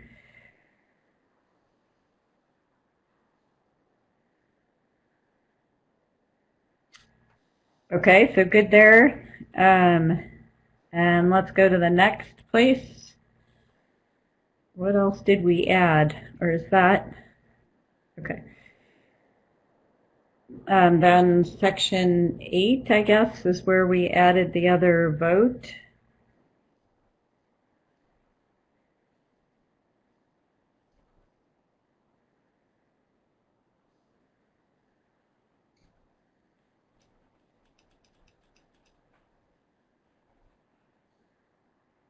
And the format's not right here, but obviously. People said they wanted it, so we're going to make it big. All right, does that look good to people? I think is that everything? Oh, did we get IPHCs in there? Did we remember to highlight that just now? I don't think we did going through it. The comments from 4B from Angel, I think you put them in, but I don't think we just looked them over. I did too, but that was, yeah, let me check. That was on the TCY, wasn't it? No, it was on catch mortality limit.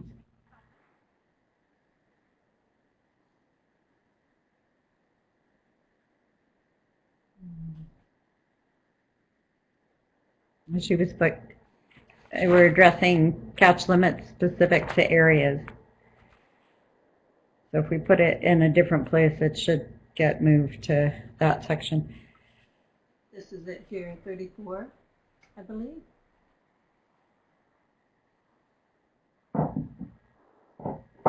Okay.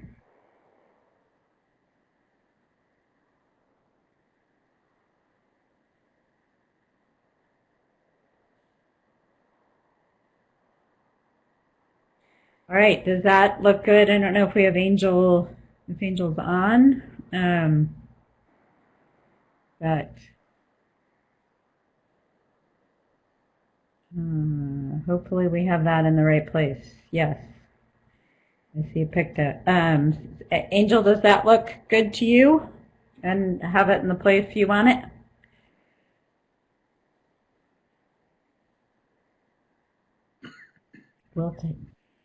We'll take silence as a yes. Okay. All right. Then I think, we got everything, right? That we've added? Yes. Okay. And just to note that the full mortality table that Forrest provided for the Alaska areas will be included in the appendix that shows all the breakdown. And anything else relative to section 8? Anybody we forgot to recognize or thank? I think we got everybody. Okay, you want to just sort of scroll through? We didn't change anything in the rest of the report. So I think I'll just see if anybody has any other changes, additions they would like to bring up right now. I think we went into the breakout room to try and understand the voting issues before we. And I think okay, with, Dan? Section 8 and the rest of the report. Is it worth just taking a look at the remaining paragraphs?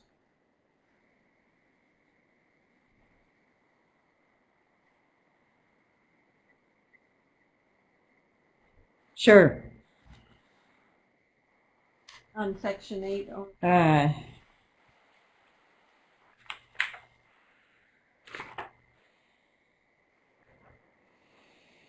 So skip to section. Yeah, I mean, if there's anything there people have a problem with, now's the time to let us know.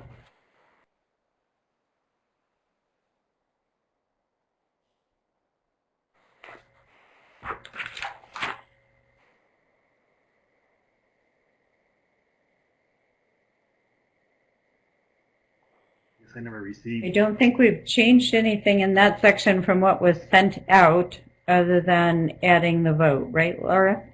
And we'll adjust the font size. Okay. Okay, I'll skip down to that then.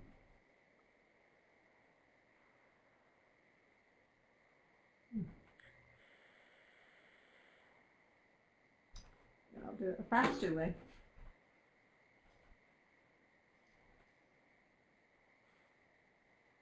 So this all stayed the same, and the only addition was the vote.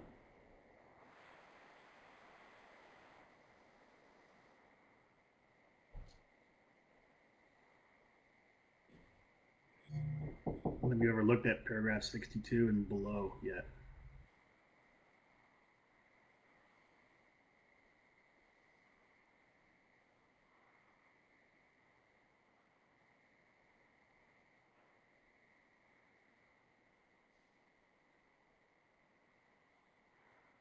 Okay, keep scrolling. Oh, right, I think we took a break at 58 or something, right?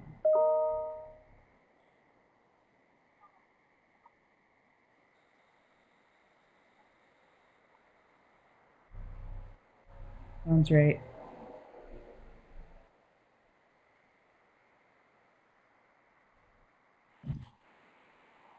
Everybody okay with that language? Hey, just a comment on. We have some hands up. Jerry.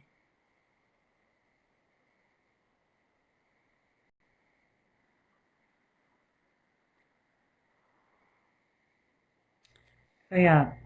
So, Dan, why don't you, did you have a comment, and then we'll go to other people with hands up?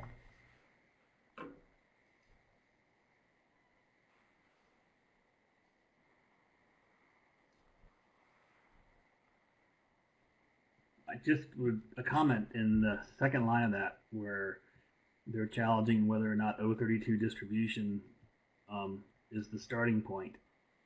And I think if you look at Ian's slides, you can see that O32 distribution is the starting point. It's what creates the baseline abundance index that all areas then have their relative harvest rates applied to, that then are further adjusted by the interim agreement. So I don't think it's actually correct to say that O32 distribution is not a starting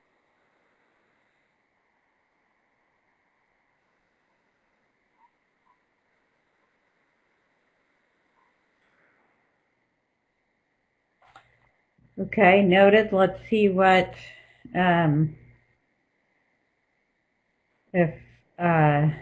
anybody from Canada wants to speak to that. I think that's,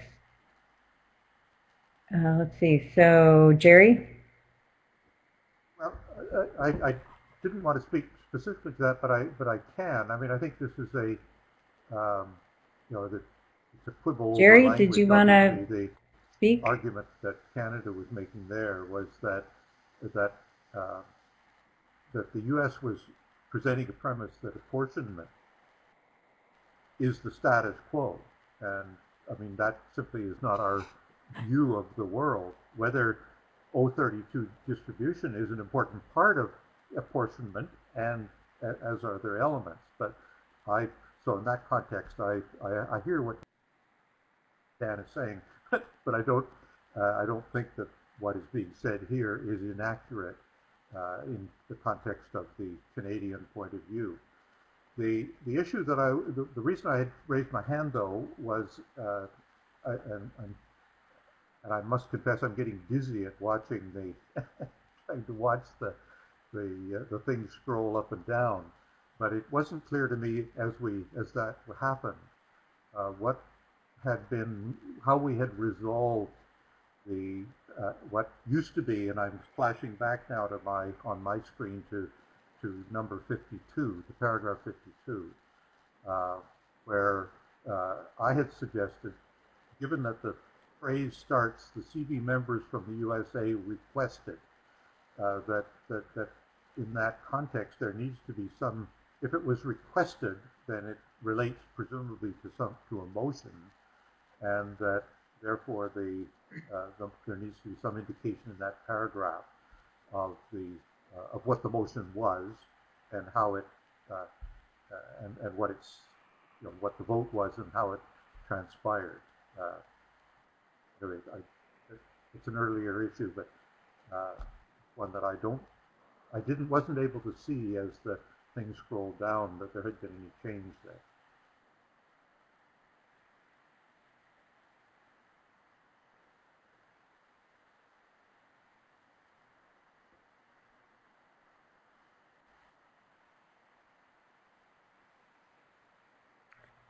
Good point. I think that's where we wanted to reflect that was Yes. a motion and what the results of that motion were. Right, Laura?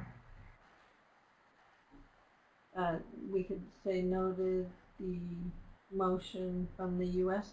or from members from U.S.A. But that's not the same. I mean, we need to go down then further. I'm not arguing about what U.S.A. members may have noted. That's fine. That's what you're allowed to do within the process. The issue is how you get to a point where, having noted something, you are now taking it to the action level of recommending or etc. I think that's where the difficulty lies in this one.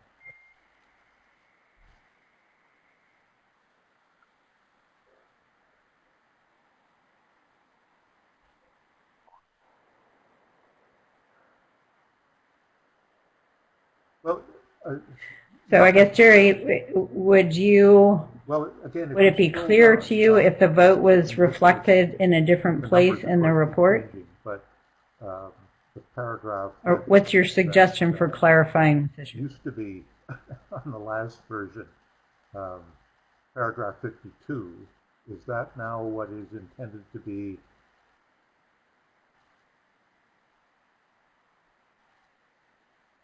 I can't make out from the way the screen is how the vote there fits into the context of the argument. And that may be just because of, our ability to see the whole screen as opposed to what's up there now.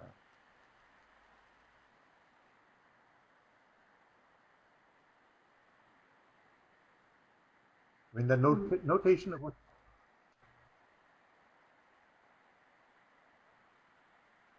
Well, I think part of the problem might be that when it says it's recommended, or what does it say for?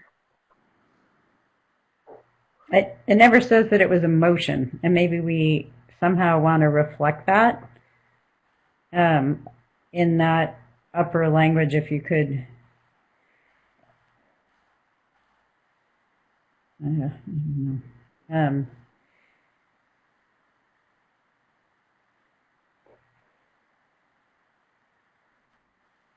Noted in a motion, so CB members from the U.S.A. noted through a motion regarding the MSC results or something, so it notifies the reader this was a motion, the vote's at the bottom showing it didn't pass and what the vote was.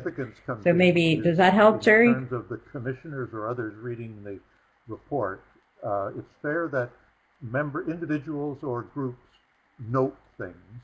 The question is, what is the move on then to someone recommending or etc. And it usually ought to be that the conference board recommends something. Where the conference board doesn't recommend it, it's fair that there's, whether in that context what a minority report is, I'm not sure, but nonetheless, it's just so that it doesn't imply that something happened that actually didn't.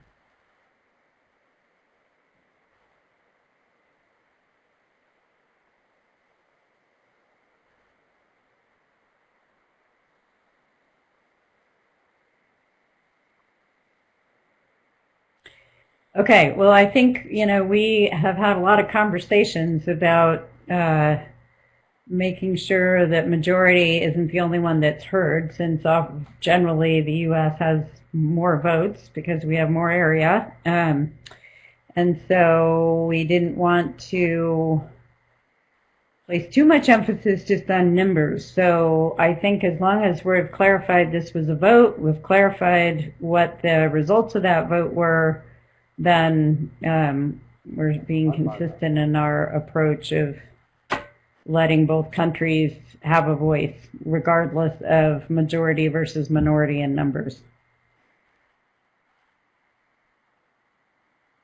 Okay, so if that's good by you, we've reflected that as a motion. So we have an observer wishing to speak here. I'm willing to give them that opportunity if that's okay with you. Pardon, Laura? Jim? I was wondering if the observers for edits to the report. I can't expect. so. Just identify who Mr. Fraser is.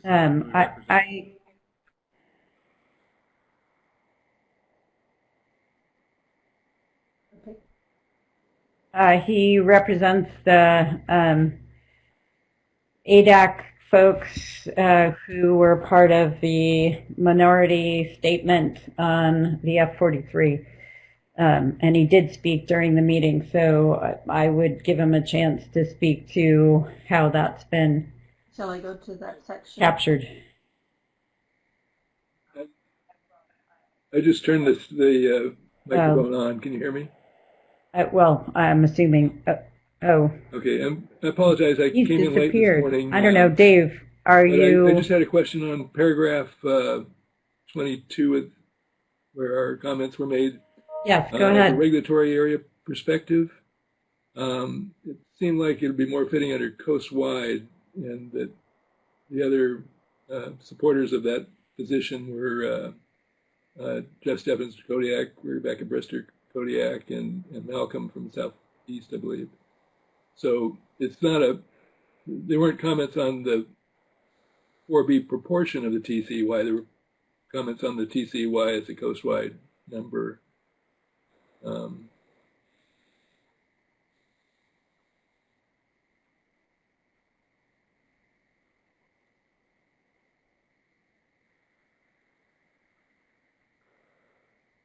Yeah, okay, you're right, and I thought we had that under coastwide. So if we didn't, we'll get that moved to the right place.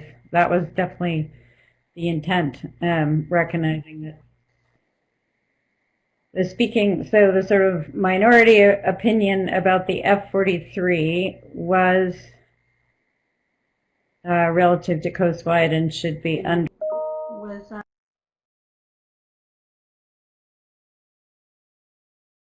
not the under the coastwide action to adopt the F-43.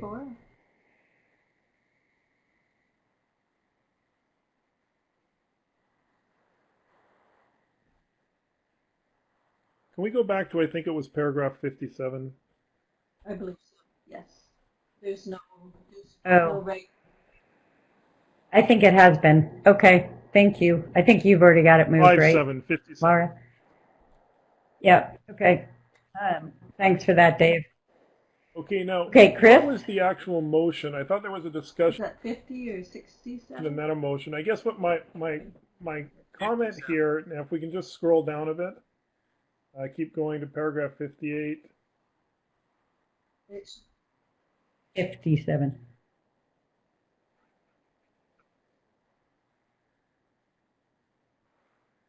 Okay, is that where we're going to leave the vote? Because that's not really what was voted on. Because later in paragraph 61 we have the requested, and that's, I think, was more in line with what the motion was. And I might have misunderstood earlier, but requested is level 1 in the IPHC world here now. So I think that was kind of the motion. We noted these things, and then there was a motion, and I can't remember exactly what was put up there, but the vote was more related to that, what is in paragraph 61, was it not?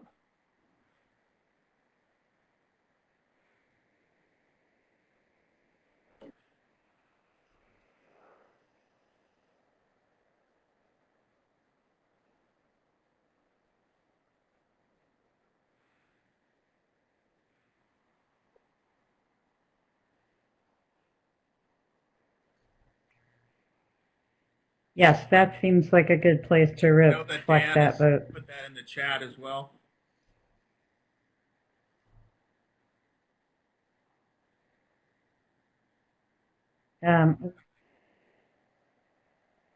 Yeah. Yeah, that's good. And we still need, I mean, I think, Chris, while you're up, we should take a look at 64 and the other issue that was raised. And I, Yeah, maybe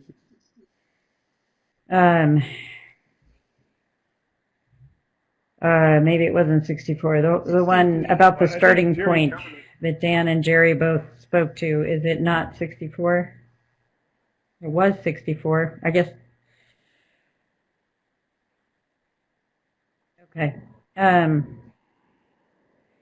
Well, it says so maybe that Canada noted. So I think it's clear. It's yeah, it should just be clear that it's Canada's perspective, that it's not the starting point. And I was just going to see whether IPHC might report it, but the final thing is from Canada's perspective that it is uses different things. So I'm.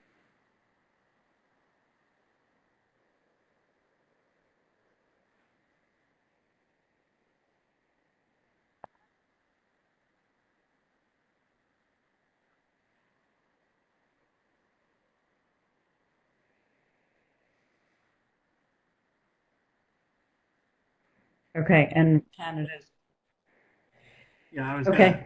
Two comments on the new 63. I mean, I think one is if you were to all right, Dan, anything else on that? Oh, sorry. Jerry, are you, did you have your hand up again, or is that from that's before? We have to get too wrapped around. That would just be my suggestion, because that's the controversial statement, but the rest down. Okay, go ahead, Dan.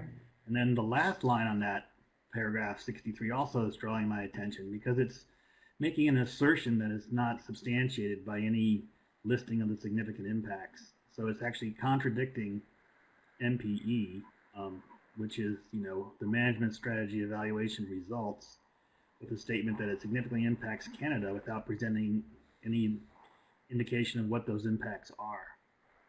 So I'm just wondering how you want to handle statements that are just made without any backup specifics.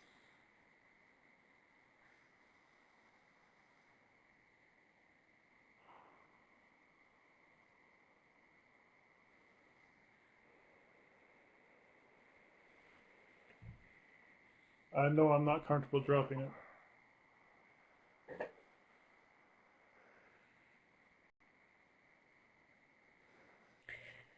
Okay, well, let's see at first, Chris, if you're okay with dropping that it is the starting point as a suggestion. Let's take that first.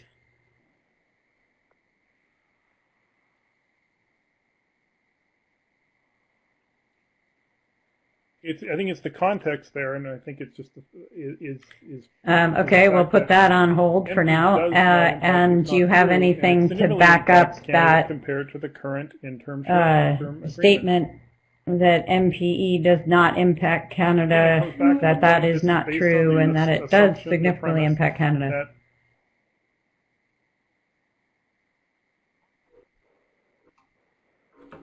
That is. So I think if you want to add the words in there that it impacts Canada compared to the interim agreement, I think that helps clarify it at the end. I mean, clarify your point.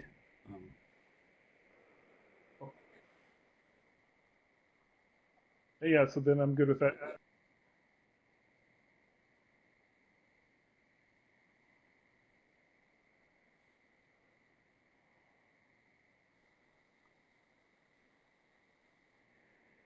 You okay with that? Okay. Okay. Okay, so why don't we do that? I think they note that starting point, CB members. So after that. Okay, we can let that one go. But yeah, so the last sentence that relative, you tell us, Chris, where you want that or added in. That relative to the interim agreement, MPE does not. Statements that MPE does not impact Canada is not true. Yeah.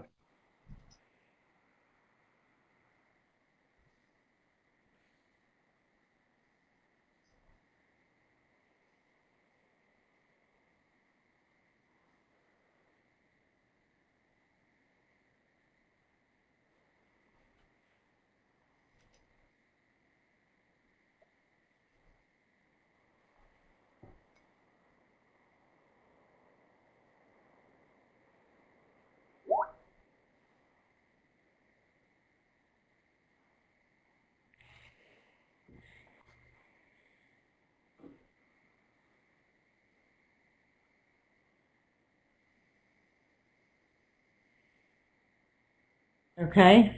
And I guess, with the other one, Okay. we could add CB members from Canada note that from their perspective it is not. If Dan, or if you feel like this is clear, this is all Canada's perspective. So and distribution.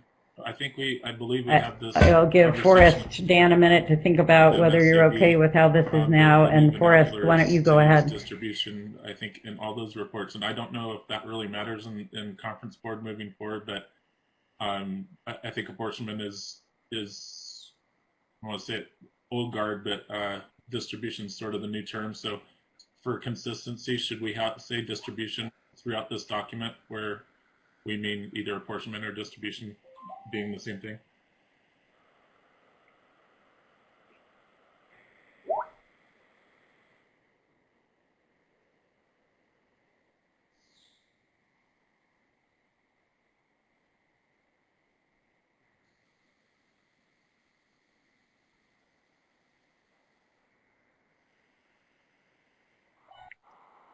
I think we should. I mean, I think a big part of why we went through the MSEB process is because Canada didn't agree with apportionment.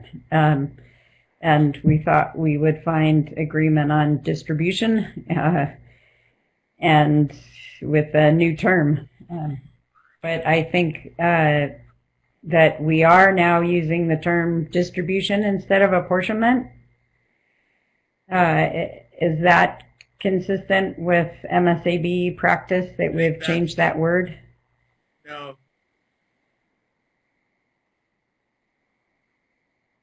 No, I wouldn't make it that Laura, dry. I mean, that's the case, right, Laura or Jim?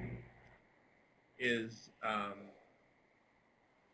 one way of looking at is 032 distribution. Okay, so the distribution of the fish over there. Apportionment is how you there's subtle differences. I don't know if we want to argue this point right now. I'll look for any comments from people who are better wordsmiths than me, that Jerry or Chris or Rob, or so. Otherwise, this report has got to get to the Secretariat fairly soon, because we're going to present it at 1:30. So we can nitpick things, or we can clear it up at the after the fact a little bit. So I think we have an opportunity for that. So does anyone from Canada have a big problem with removing apportionment? No, not removing apportionment when we've actually said it. No, I think no. If we want to go forward on that after, I think, but right now people have used those terms, and I think that now you're just changing things. So I'm not for that.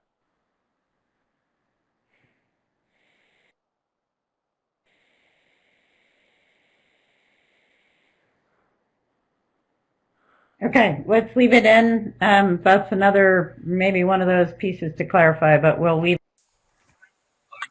There we go.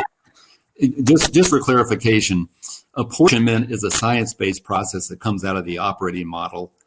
Distribution is a management procedure, so there are two different terms that mean different things, just so we don't confuse them.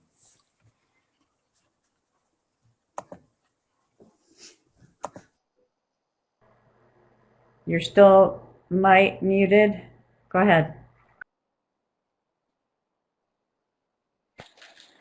Yeah, I guess this might be what Dan was talking about. But I guess I have a question on the language here, where it says conference board members from Canada note that it is not.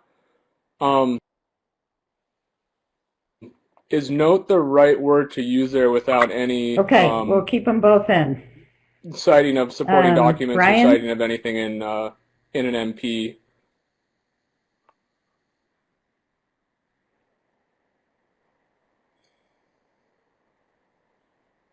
I guess I just wonder if note is the right word, or if disagree would be more accurate.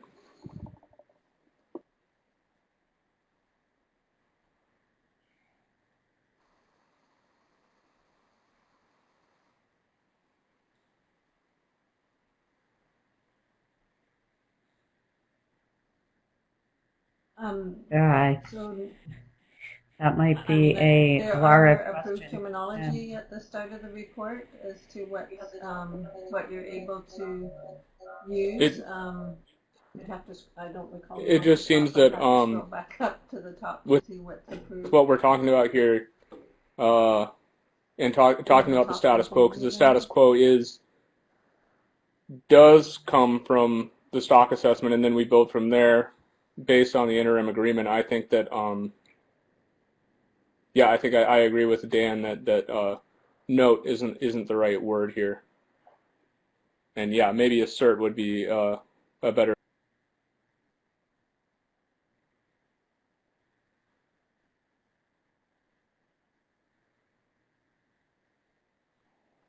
I would just make the point earlier on in the paragraphs above it. We know clearly that apportionment's never been accepted as a way to allocate the coastwide TCY, and so that's where it's making this point that apportionment is not the starting point. It's not the status quo.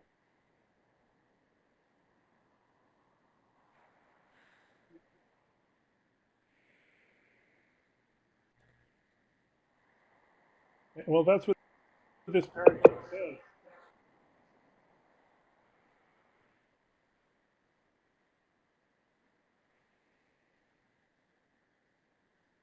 Well, the paragraph's no, the paragraph's very clear that the conference works. But from Canada's perspective, it's not the starting point, not the starting. You know, I think it's already very clear we could add in that in one place, and it might make people more comfortable. From Canada, note that from their perspective, that it is not. Yeah, Chris, would you accept that? And I would mention I did scroll to the top on a different device, so it's noted, noting, considered, urged, or acknowledged are the options there.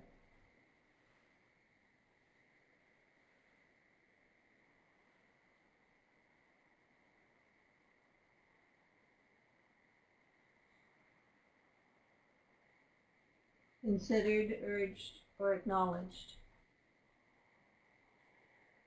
The the options of words to use are noting, noted. Noted from Canada. It's a Canada perspective. It's clear through the entire sentence, paragraph. It's a Canadian perspective.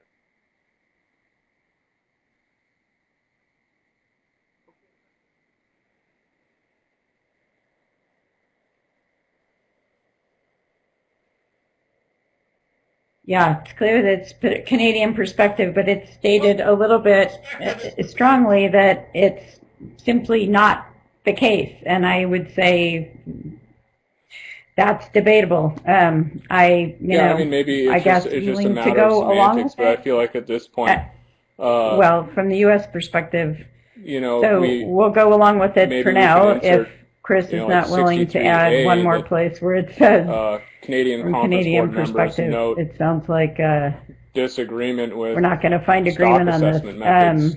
Brian, your hand is still up. Were you looking to speak again? The use thereof.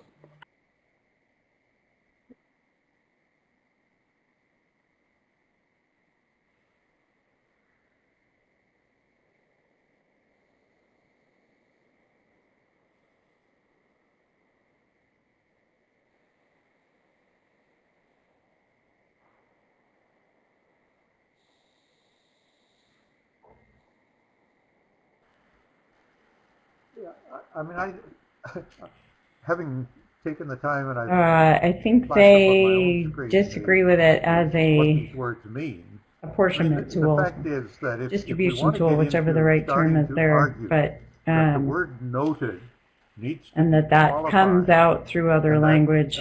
Whereas the terms of reference say general terms to be used for consistency.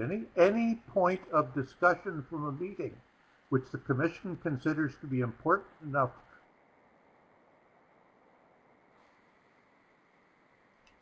to record in a meeting report for future reference.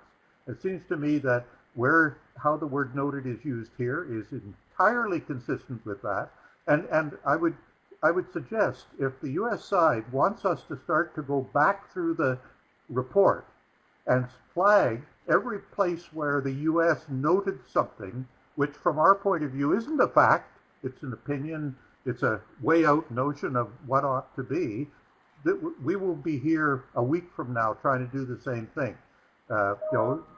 For consistency over the years that I've been involved, the word noted is used where one party or the other, or one individual or another, wishes to state a point of view. Whether you want to strengthen your point of view by adding data and so forth is another part of that. But I suggest this is not a helpful point to be hung up on.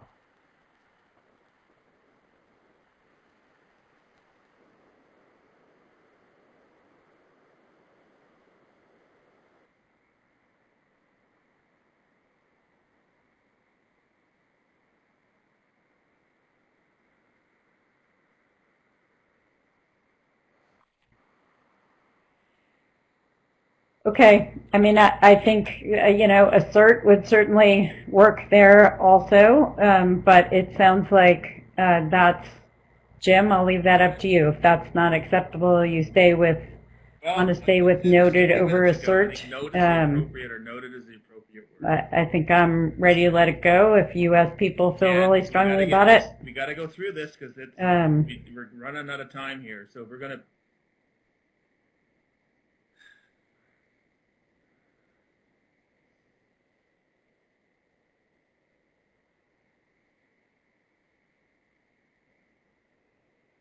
Yeah. Okay. So, last opportunity open to members of the conference board that feel like I'm letting go of this one I shouldn't. After we give the report, there's an opportunity for you to address the commission and contest, parts of this if you'd like to, or you can vote against the report, I guess. If I'm going to let it go. For now, I'm going to let it go, I guess, so that we can get through this. But if you feel strongly enough about it, that's your options for objecting to the report. Okay, Brian, your hand is still up. Were you looking for one other comment, or is that residual? Okay, anything else to bring forward on the I just wanted to make sure report? If not, then I guess we're looking for a motion to support this draft report. Lara, at least I can't see my name in there, and I didn't get the original draft, so if you could make sure I'm on the CC list. Go ahead, Russell.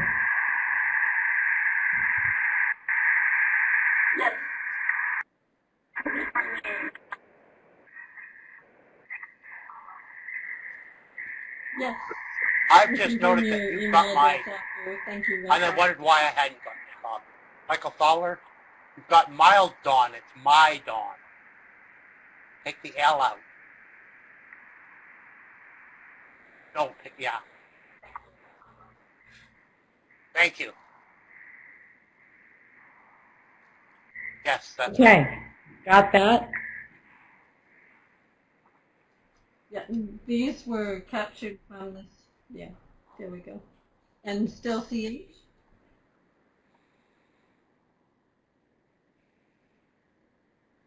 Thank you.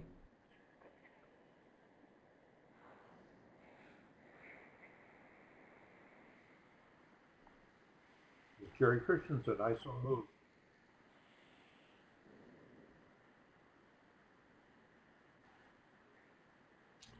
Okay, looking for a motion to adopt the report for presentation to the commission.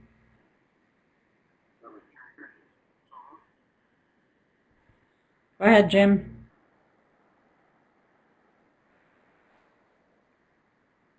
I'm sorry, I couldn't quite understand that. Was that a motion to adopt the report? Jim Mark. I'll second Tom Marking.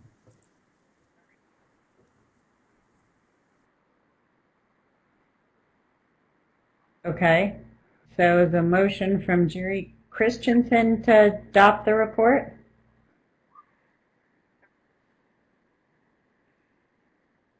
Okay, I've got Jim with the hand up, or we're looking for a second. Okay.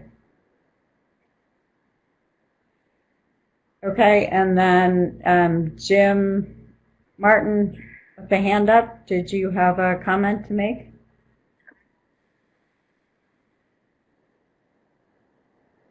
Oh, hand down. Okay. Yes. Any other comments on the report? Secretary, please. Okay, can we clear the screen for begin a the vote? You will have 1 minute to vote, so, or you may need to lead it on your end, given my screen shared.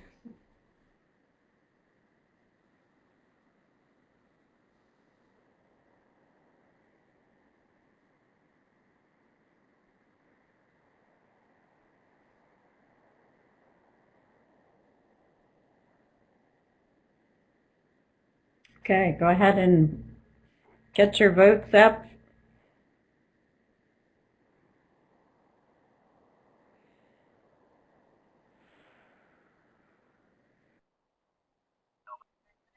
There's 15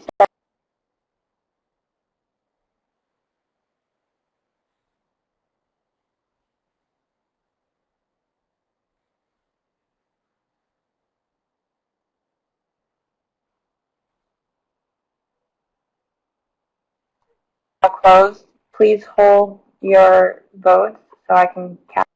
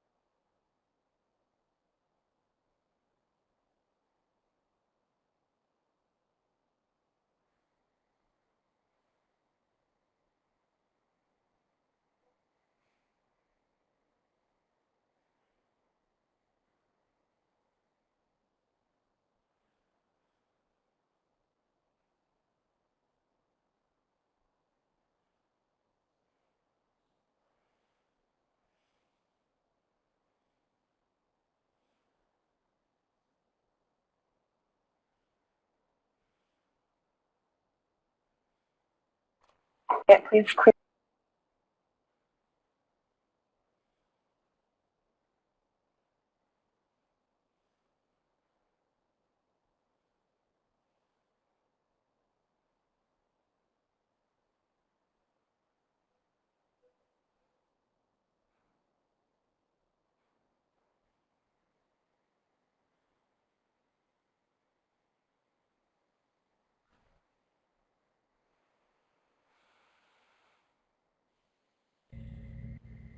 Thank you for all the background support. Okay. So we had said we were going to have a conversation about our terms of reference. I think we've resolved that we are going to include votes, failed or not, and that will be our practice going forward. I guess I would just look for if there's anything else people want to bring forward on the terms of reference at this point. Because we had the issue of when co-chairs were elected was the other item that came up during discussion. I think we have to do some minor revisions of the terms of reference to reflect the changes in the voting timing, but that's an intersessional thing. And then at that time, we can convene a drafting committee from the two countries like we did before, and then if there's other things that are identified, they can bring them forward, and then we can present that going forward. If we may call for the vote on the report. I just want to confirm because I wasn't able to see the screen, if that's okay. And I also do want to apologize for any confusion I may have contributed. The intent was to streamline it and make the recommendations really clear and stand out for the commission to be able to digest, but we don't see anywhere in the terms of reference where that's not allowed to include failed motion vote results. Apologies on that.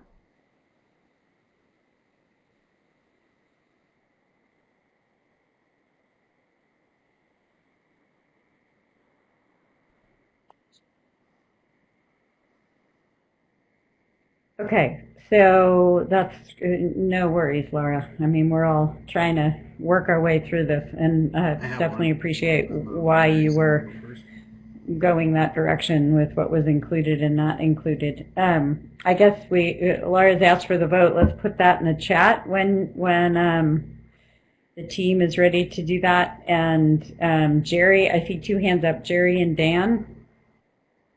Comments on the terms of reference?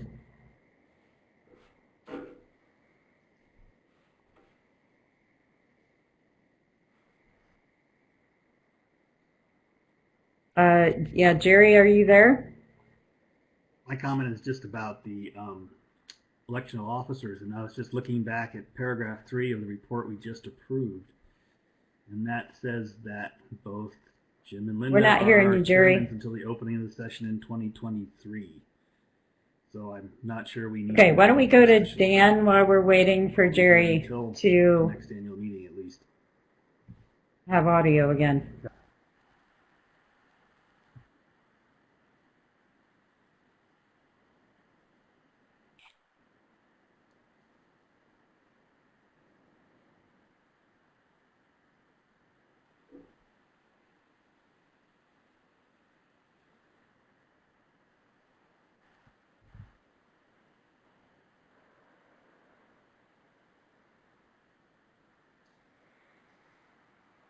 Yes, it's just that the discussion was that we maybe want to have the term end at the end of an annual meeting instead of the beginning. But I think what Jim is saying is I recommend we will take that up those revisions to the TOR. intersessionally, or we could take it up next year. Is that what your recommendation is, Jim? Dan and I, while we sometimes disagree on matters of substance, we're remarkably usually on the same side on matters of process. I was raising exactly the same point. I mean, the way the minutes actually read are inconsistent with the motion that I moved, making the chairs okay. All right. Establishing them as chairs for the purpose Fine of by this me. meeting on the assumption that we were going okay, to great. Go ahead, Jerry. The minutes have been written in a different way, which I approve. And so I mean, we can play with this intersessionally, but for the moment at least, the issue of election has become moot because the minutes make clear that the two incumbents are there for until 2022.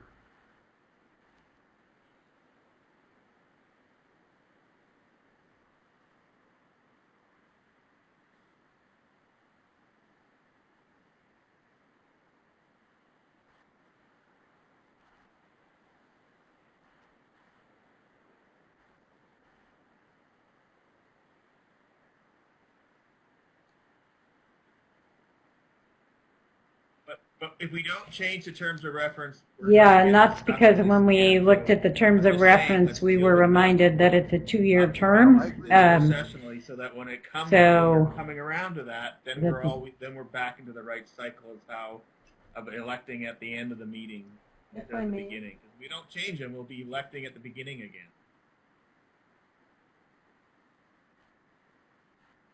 I was just going to step out so I could finalize the report and get it to you for presentation to the commission, if that's right. All right. Got it. So work on that intersessionally. Laura, were you?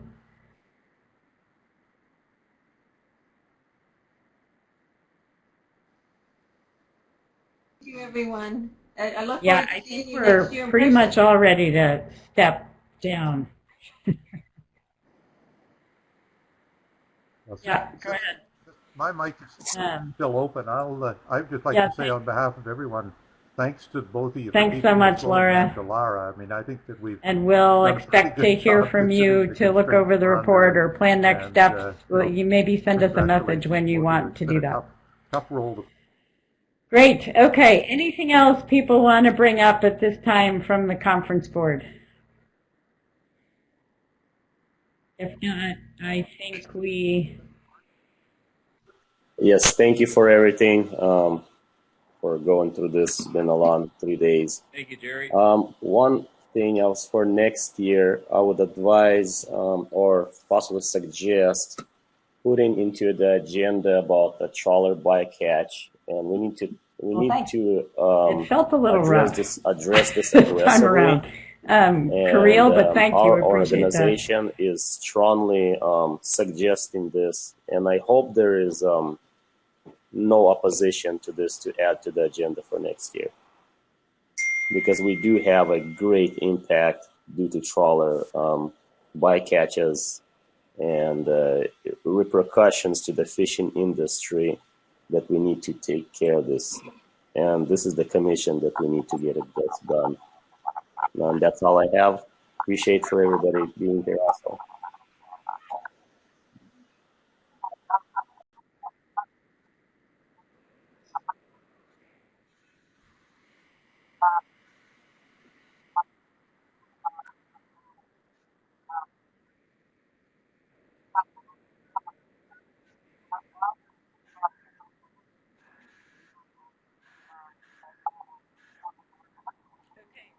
Thank you. Thanks, Kirill. Yeah, it sort of has a standing spot on the agenda. Chairs especially, you guys did a great We job. did address that to some degree at this meeting. There's a lot coming up on bycatch at the North Pacific Council this year, so hopefully keep an eye on that. I also And, am concerned about be sure about to the certainly dealing- will be on the agenda addressing again next the, year. bycatch issue. Thanks, Kirill. Malcolm? And I noted earlier when I was able to come in on the discussion because my mic wouldn't work, that we need to Thanks, Malcolm. discuss a little Thanks for all bit your next help. year about the Lauren? basis of the interim agreement, so that we all have an understanding of why we have an interim agreement and where the problem of bycatch comes into that issue.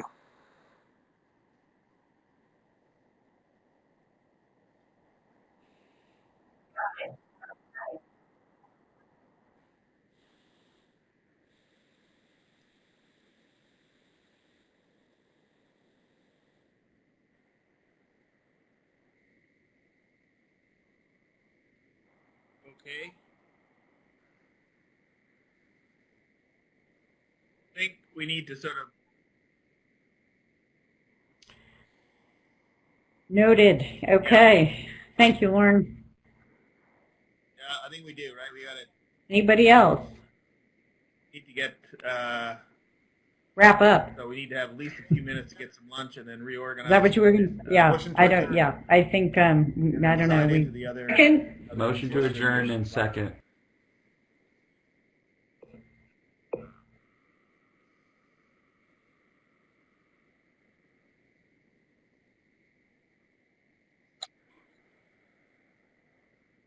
Agreed. So maybe we need a motion to adjourn if we want to be official.